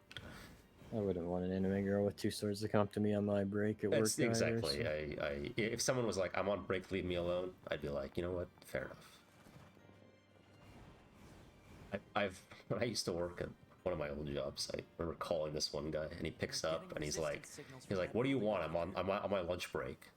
I was like, what? Don't pick up then. I didn't mean to bother you. Sorry, I'll let you get back to your lunch. Just don't pick up. Whatever. Anyway, I felt bad, but you know what? You should have just ignored me. I guess so. Maybe you thought it was an emergency. It wasn't. So. It was like when you thought it was just an emergency, but your wife just wanted to know what brand of rum to buy. Yeah, it's a specific type of very good rum a friend of mine had bought for us. Zacapa, for anyone wondering. You're a bit of an alcohol connoisseur, right? I am, and yeah, it's alcoholic is the preferred term, and the rum in general, most people don't like rum alone and are surprised to hear that rum exists that is meant to like just enjoy on its own, and so Zacapa is very good. I think Cuban rum that is meant for that and succeeds. So if anyone out there who wants to try it, give it a shot. It's pricey, but not like exorbitantly so, just like what you would expect from good alcohol. So a friend of mine who is ethnically Cuban visited and bought some for us. I had an epiphany like today when reading the account of Monte Cristo that connoisseur is one of those words. It's like 100% French, and it basically just means like knower in French. Oh yeah, yeah. Like that's the etymology of it, anyways. Yeah, I didn't think about that, but you're right. Okay, this happy tank is our next boss. It wants to play. I think that it won't attack us until we attack it, but these machines are let's find out just to be sure. Later if we let them escape. So let's take them out. Yeah, 9S is adamant that we attack the tank, but no, it just wants to party. It's just shooting confetti cannons so far. Yeah, it wants to play. But unfortunately, this is how we must proceed, so... Yes. This level does remind me a little bit of, like, the Eggman's Carnival level in Shadow the Hedgehog. Ah, classic. Just kidding, I don't know what you're talking about, but it sounds like it. I think he comes out in like a mech more so than a tank and keeps hitting you. Cool. And he says, you know what they say, the more the merrier every second for the whole boss fight. Okay.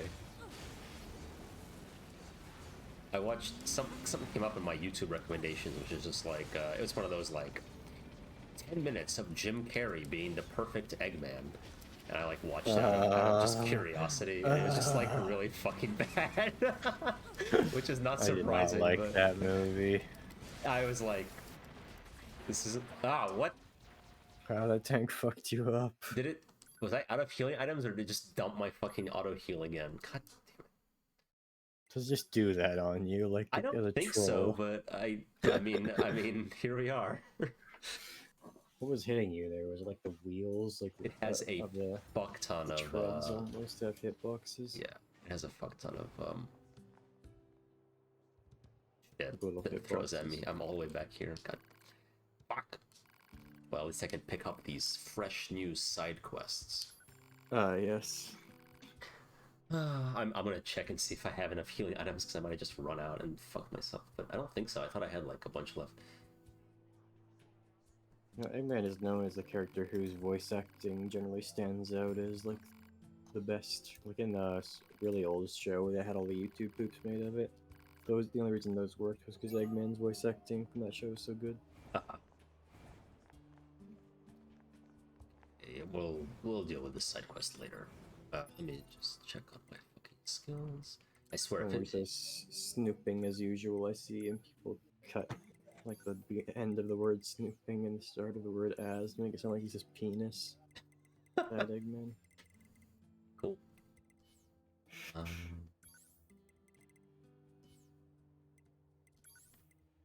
Where is it? I don't have it. Did I lose it?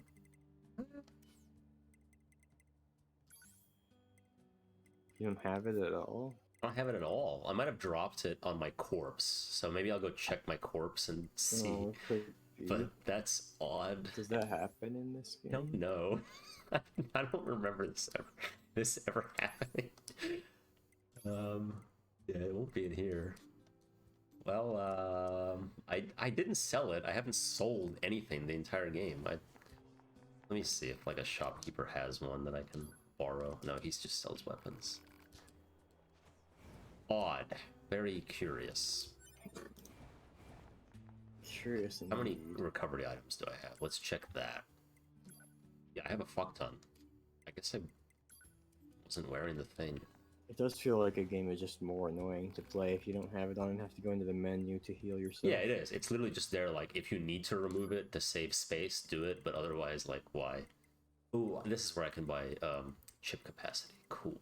Yeah, that's definitely a good upgrade. Oh yeah, and new shit for my pod. Yeah, I don't know what's good here. Massive energy. I don't think any of these are especially meta, so I'm gonna skip them for now. Okay, I'm gonna go to the bathroom while you decide what to buy. Me too, actually. I need to talk about this. You'll have to struggle and watch me.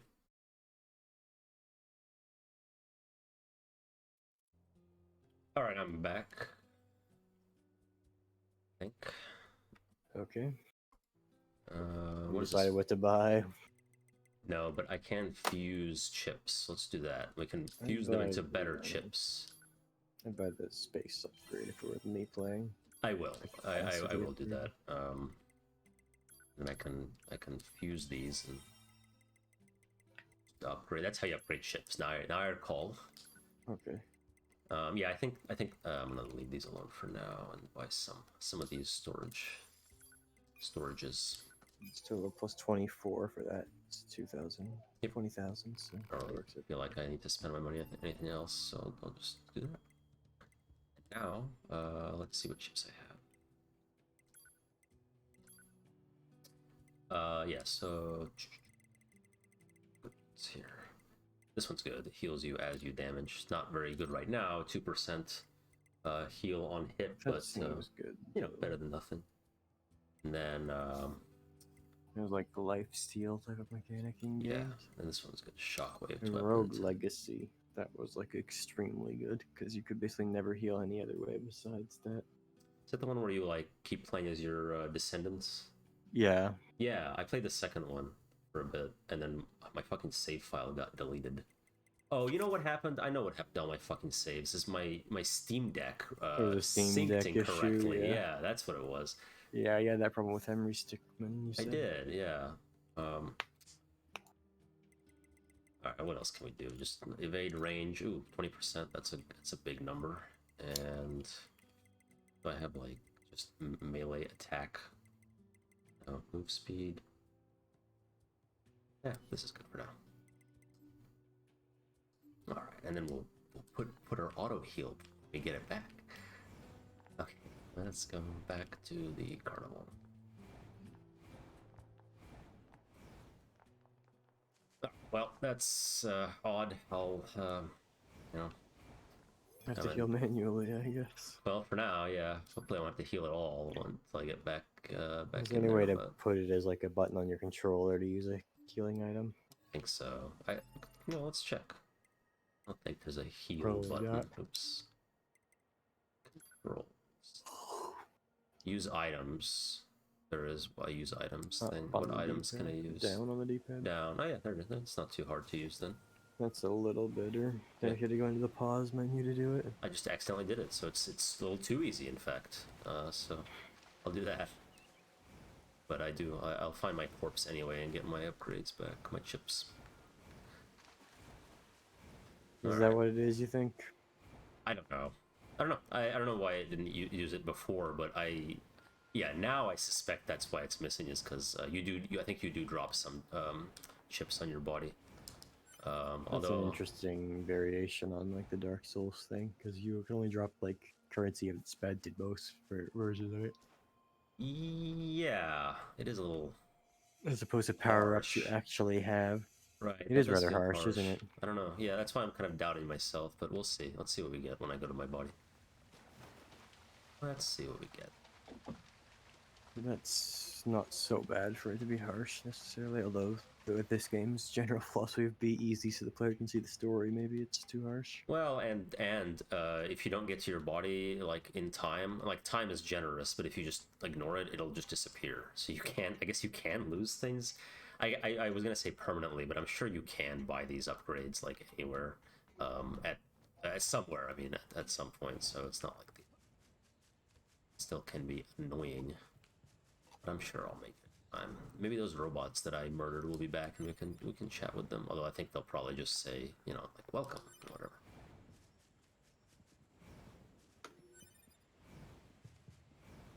Probably. Some dudes that I'm sure 9S will try to slaughter, but oh no. Wait, yeah, this is them, I think. Big brother and little brother, accept my love. No, they give me shit. Nice. What fun. Okay, well, he gave me a thing. Alright, well, we don't have to kill anybody. So is it also like Dark Souls where they respawn when you die or whatever? I guess so. I don't know what the exact respawn rules are, but apparently they did, so. And like other progress has been kept. Like the game did not show me the cutscene of me going through this zone. Oh, and I missed this save station, which would have made things a little quicker. But you wouldn't have done that shopping trip if you That's true. That's true. Oh yeah, Jupiter. The robots look at the or the androids look at the red spot. This reminds me of the French philosophy that from every misfortune comes a joy. Yes, it's the silver lining theorem. Yes, basically. That's what I would call it, had I invented it. I realized that the Count of Monte Cristo, like, explicitly referenced Candide, another book I talked about reading recently. Oh, okay. Because it says, I think it was when the Count's being like a doomer and giving his speeches about how humanity is evil and everything. Right, he does that. But maybe sometimes. I'm misremembering it. It said that a character didn't have as quite as optimistic philosophy as Pangloss, who's the doctor in Candide who believes that we are in the best of all possible worlds. Right. That was just so ingrained in French culture that you can kind of just drop that name in a book and not Yeah, explain it. or at least Dumas thought so, being a literature nerd himself, probably. So one thing that brings up is that older books were written for a sort of more educated audience, or a presumption of a more educated audience, because like a lot of people couldn't read, and so the people who did read would probably be the ones who had a lot of time to study.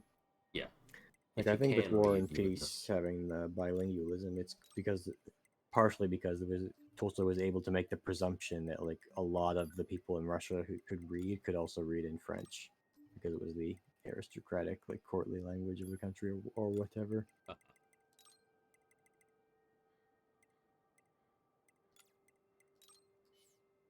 Yeah, that makes sense. So yeah, he would have used those references willy-nilly, just assuming people knew them, and probably being right among his readers at least.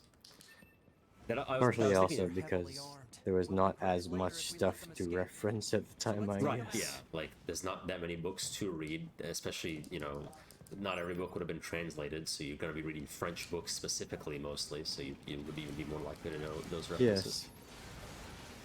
The availability of translations probably would have been way less in those times.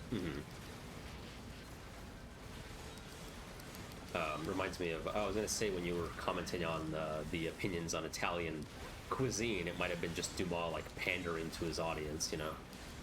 Possibly. That's what I was thinking, at least.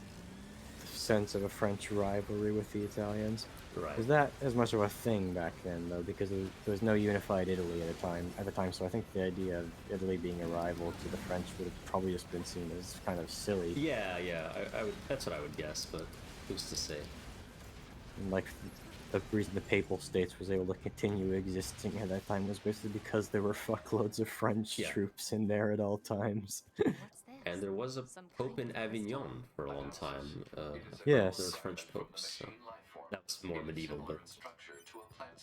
Didn't France also have like a crisis of just like really persecuting all the non-Catholics for a long time and killing fuckloads of people and stuff too? I think every country did that at some point. But... I think France's was supposed to be like particularly bad, but I don't know for sure. Not for sure either, but I'm not surprised to hear that. Spain was really pious for a long time with the burning people at the stake and everything. I've heard an interesting take on the Inquisition, where it is bad, obviously, but it was actually more strictly held to like judicial standards. So like you being on trial by the Inquisition meant you were actually more likely to have your rights respected than if you were on trial like in any other situation. There's still a situation of you shouldn't be on trial in the first place, but they tended to, because they thought it was a huge sin to wrongfully like convict someone and then kill them, they like really made sure to go through all the evidence, even though like obviously still can go wrong, but I guess the point is they weren't as willy-nilly with their bullshit as they're portrayed in pop culture. Okay. Yeah, in pop culture it does often seem like they would just like walk up to you on the street and like, throw you a mistake. Right. You didn't look pious enough that day, you didn't do enough like sign of the crosses as you passed by the priest or whatever. Right. Not to defend them, because they still, I mean, they did a lot of bad things, but killed people in very horrific ways for very stupid reasons. Yeah. As far as getting a fair trial, as far as the law was concerned, they were pretty good about that. My understanding is. Could be. Right, I'm not an Inquisition expert. Me neither. Something I've heard. Oh yeah, so our mission is to find missing Yorha units. So like, there's one. I think we're about to maybe come across them.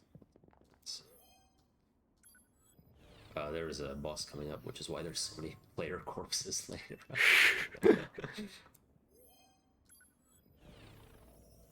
I did recover my auto heal thing. I made sure to put it on, so I don't know what happened last time, but I'm wearing it now. All right. It's a fun one. Bus time. Opera singer. This is the one that, oh, that's fun. That is fun. She's wearing androids. It's less fun. She's got quite a few. Quite a collection. Yes. We have found the missing Yorha units. so it seems. Our records don't say anything about a Hopefully machine their like this. black boxes are okay. Nah, probably not. They're unnamed, so we're not even supposed to really worry about that.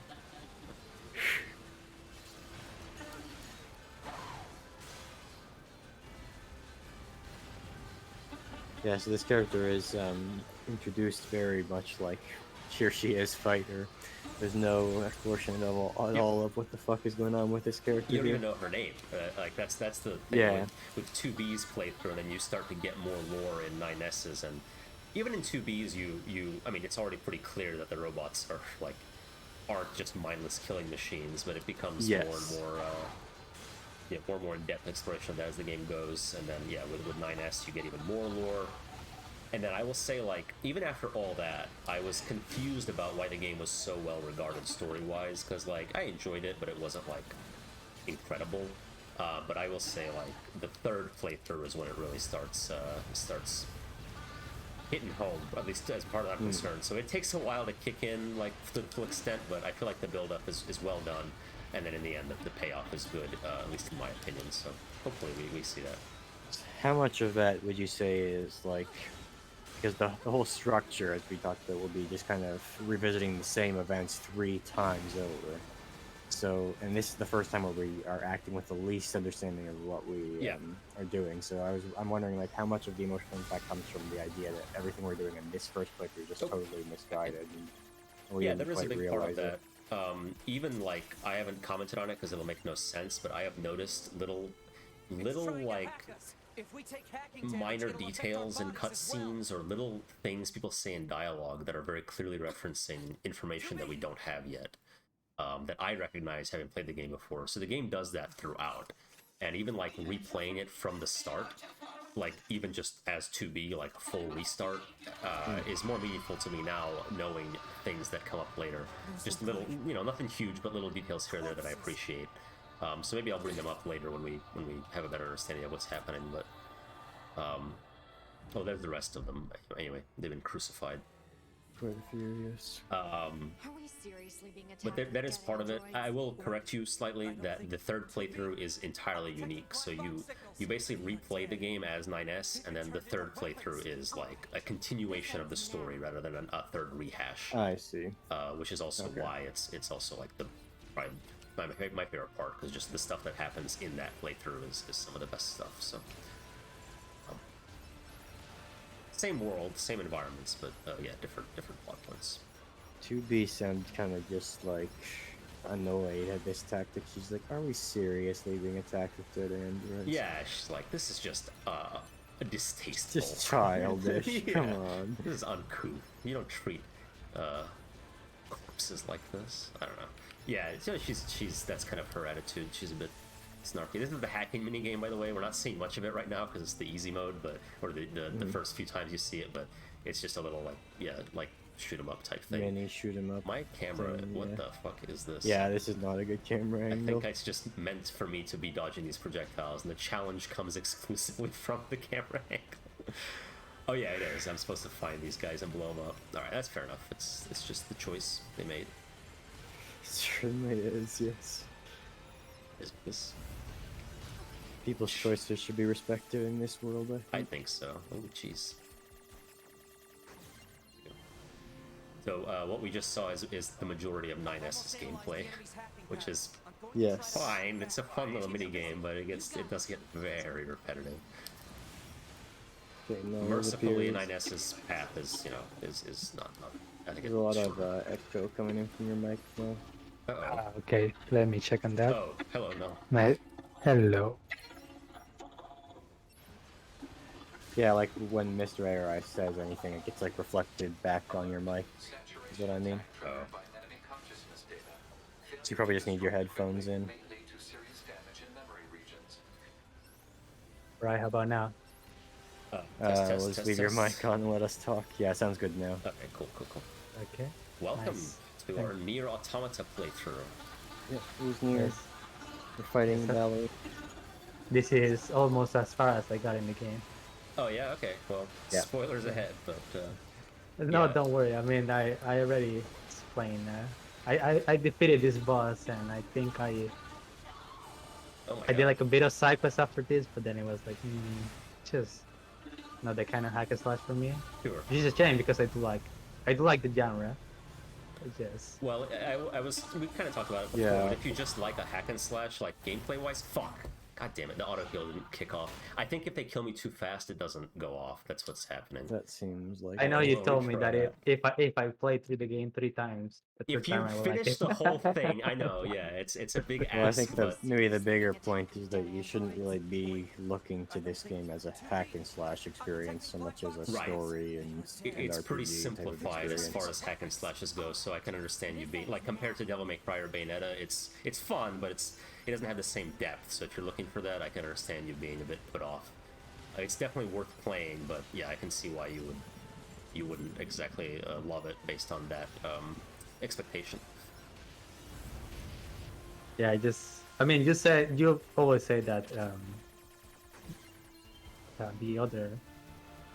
the last character is. I'm not sure how familiar we've been in this talk. We've already talked about. Yeah, we already Oh, spoke yeah. about Yeah. him. So A2 We is went the over final the character whole you play as. structure. We haven't met her yet, so there's no significance to that really. But there is a character called A2, and that's who you play as in the third playthrough. Yeah, she has some mechanics that allow for like chaining combos together that let you get really crazy. So that can be more enjoyable. But like 2B, who we're playing as now, is fun, and then 9S is like worse, like significantly worse as far as hack and slash. She's like one combo, and that's it, like a 3-hit combo, and that's all you get really. But then A2 is better. But yeah, it's not really like about that. That's kind of, it's like, you know, I compare it to Yakuza, where like Yakuza is technically a brawler, but it's fairly simple as a brawler, and it's more about the story and all the goofy bullshit. So Hack and slash is one of the few experience. genres along with fighting where the combat really is the main focus. right. If you look at a game like I frequently bring this up with Zelda, the combat is there, but it's not really the point of the game. It's basically everything else around it. Mhm. The real point, and the combat is almost something that just serves the pacing. Yeah. Like gives you a break between other things. Yep. RPGs are also very much like this in most instances. What was that? It instant killed me. Okay, Yeah, well, this I'll boss is avoid. fucking you up. It's happens. So I think it's hack and slashes, fighting games, and I don't know. I think that might be it for games that are shooters maybe that are really focused on the combat. Well, it depends on. I mean, shooters have so many subgenres. Like I'd say, like COD is so many set pieces. It's not really gameplay focused, really. Not really combat focused. Yeah, combat focused at least. I guess that's true. Like Doom would be, and Like the new, yeah. Halo. Well, actually, all the Dooms, yeah. Old Doom as well. Doom does have exploration as the kind of major second focus, but Yeah, that's true.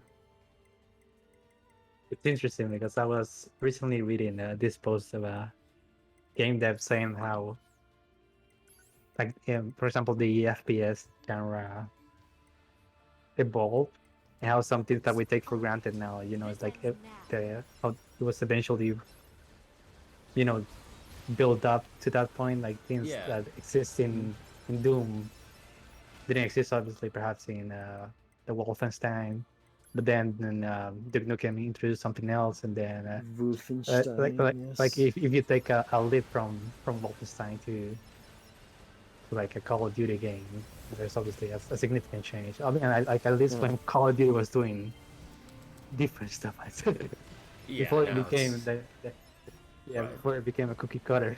Right. Yes. What's the cutoff line for that then? When does COD go from being I don't good know. to? I would say like Black Ops is well regarded, and then I know like most things after Black Ops are I thought considered. Black Ops kinda sucked dick. Right. to Well, be that's like honest. that's where if I had to choose, I would cut it off there. But I was gonna say like Yeah, Modern I think, Warfare. like even the 2010 Yahtzee like admits that Call of Duty Modern Warfare has some merits, right? Yeah. He's on Modern record as a Warfare 1 very big Modern Call of Duty hater. yeah, I think even Modern Warfare 2 was still like good. That's my understanding. Modern Warfare kind of changes what the series is quite a bit, doesn't it? And It the games does. before that are significantly different. They're all World War II for one thing. Like, not that that necessarily has to reflect in the gameplay, but it, you know, really kind of same weapons, same enemies, same environments, and Modern Warfare mixes that up.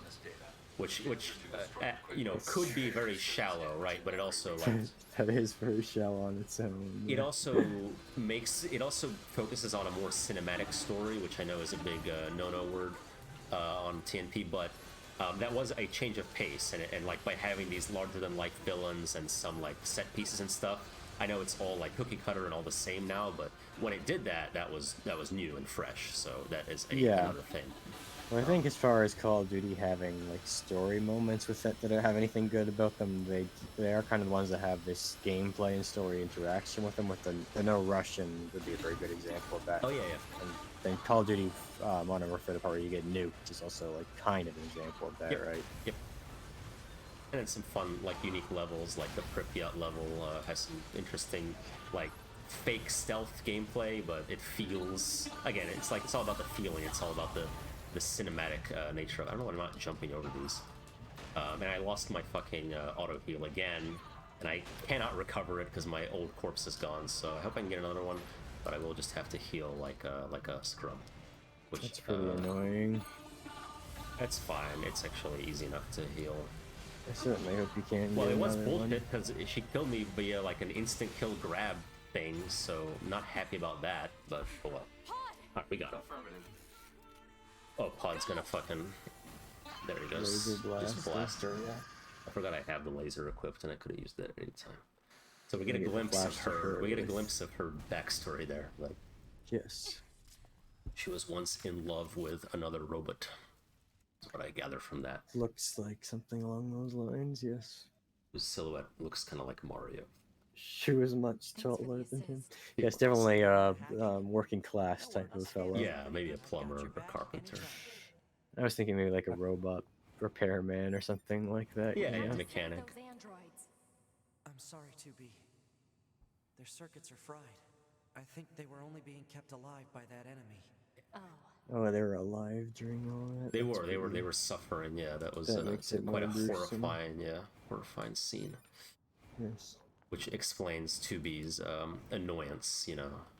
Yeah, that's what I kind of was getting at, is that she seemed more annoyed than like horrified. It felt a little odd. You have 6% of the pod plugins now. Yeah, did I get any back? No, I think it's gone. Yeah, I guess your percentage just decreased. I lost my shockwave +2, all sorts of my oh, there it is. Oh, I have it. Okay, where was I looking? Oh, it's in defense. I thought it was in support. Well, my fault. I was bitching for nothing. What a noob. What a scrub. I did definitely lose shockwave +2. And my increased dodge distance. So I kept the one I like, but those ones are probably nice too. Those ones were arguably better, but we'll get them back later. You get plenty of chips in this game. So, what is it? That machine had some pretty weird things to say, huh? It's almost like it had actual emotion. The machines don't have feelings. No, 2B is on the yes. Side. Yeah, that's we see kind of a role reversal here. Mm-hmm. So this kind of goes against my interpretation of 9S's character, perhaps. Well, yeah, where now he's the one kind of doubting, and 2B's like, no, stop thinking so hard. See what's down this hallway. Ooh. Hey, that's because he hacked and got the lore data of that boss, and that's what is driving his... Yeah, so we don't know that yet, but that is actually what just happened, and we'll find that out playing as 9S. And I think every subsequent boss fight, he's like, they just keep having these backstories. I don't understand. This can't be real. I think this is the right way. Yeah, I think this is where we're supposed to be going. How old are these two supposed to be? I think the little schoolboy shorts make everyone think of 9S as being like 12. Yeah, I guess they're designed to look young, and 9S younger. I don't know what their intended age is, and their actual age I don't remember, but that also there's a lot of plot twists surrounding the identity of these characters yet to come. There actually are. Oh, I think this is a side quest thing we'll have to come back to later. Okay, well, there is this tower of TVs, so we'll be back. I recall a side quest in You this can't area. access that right now. Yeah, well, the chest, yeah, but also there's another reason to return at some point, I'm sure. A lot of bodies, suspiciously, so maybe we'll fight something here. Yeah, the exact identity of these two characters and their relationship is a huge plot element that we will discover. But for now, they're just 9S and 2B. 2B is the soldier, and 9S is her techie support guy. 2B as in to be or not to be, and 9S as in 9S is not in German. That's right, exactly. And A2 is in A2, 2B? Yes. 2B, 2 Brute.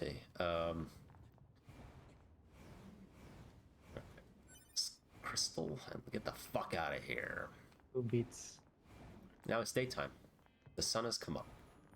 Took us an entire night to do that boss fight. Yeah.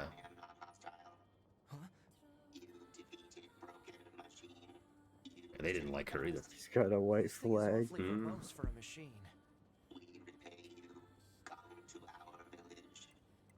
Okay, let's go to the village. Still, let's go we to should the at village. least head That over there sounds and nice. gather data, right?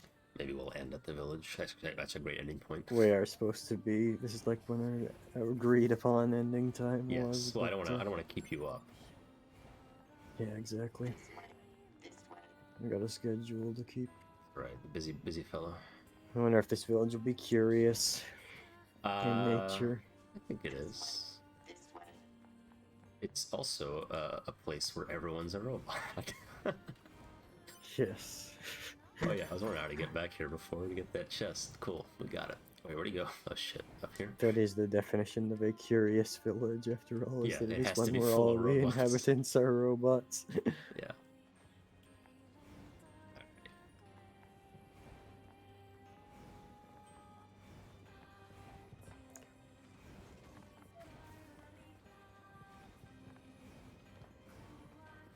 It's through the tree tops, of course, that the robots live. Yes, and we get this beautiful view of some Yes, rockets. of Disneyland Castle once again. They're sending supplies up from Earth to the moon and the bunker.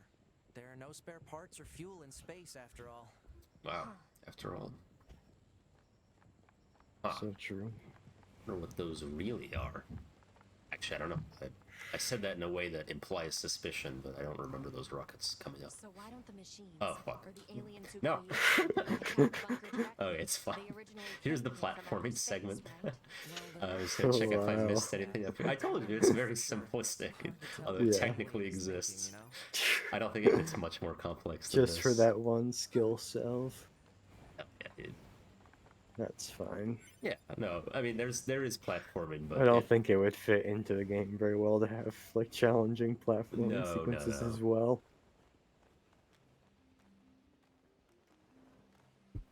all sorts of robots living in peace and harmony. Yeah, so for these ones, we do have the choice of whether to kill them or not, right?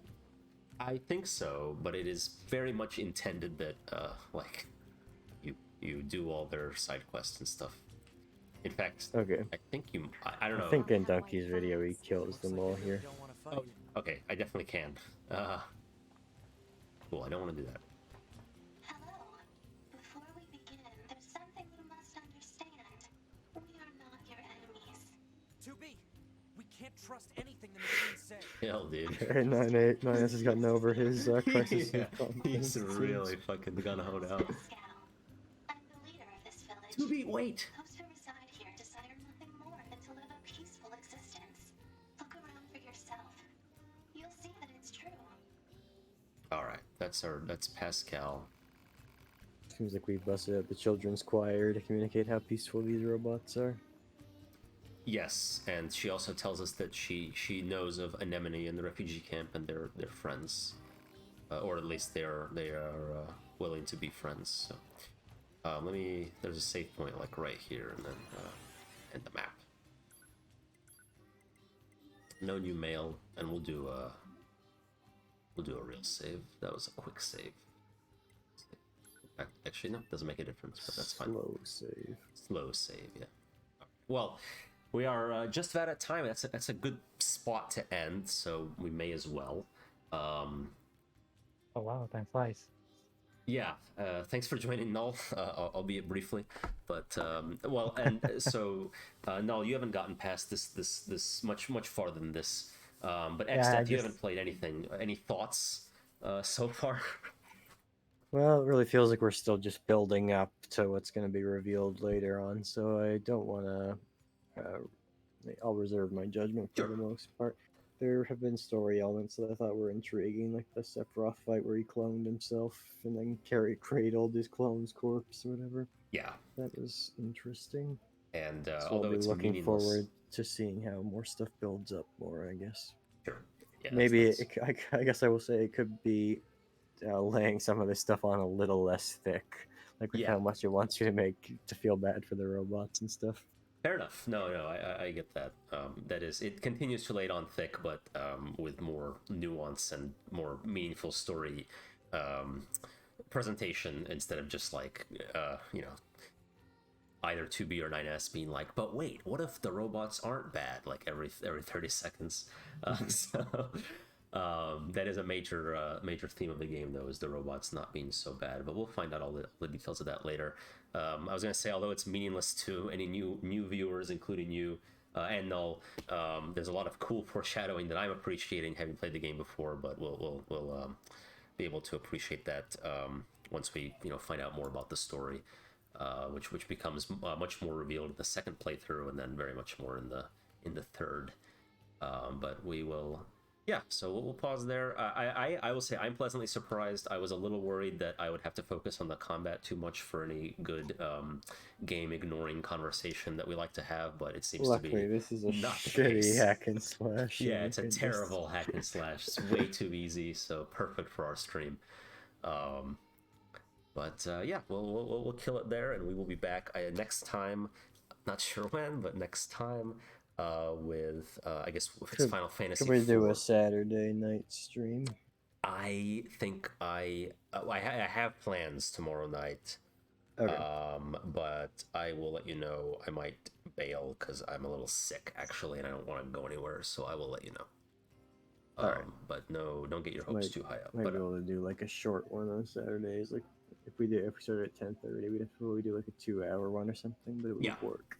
Not a no, but we can try for that. And then, but before that, we have another stream tonight at 2 a.m. Eastern. I think. Yeah, with Null. Yeah, we'll actually gonna start a bit earlier again. Okay. Change. Well, probably so like you start whenever. But, probably what are you guys streaming? 30 minutes from.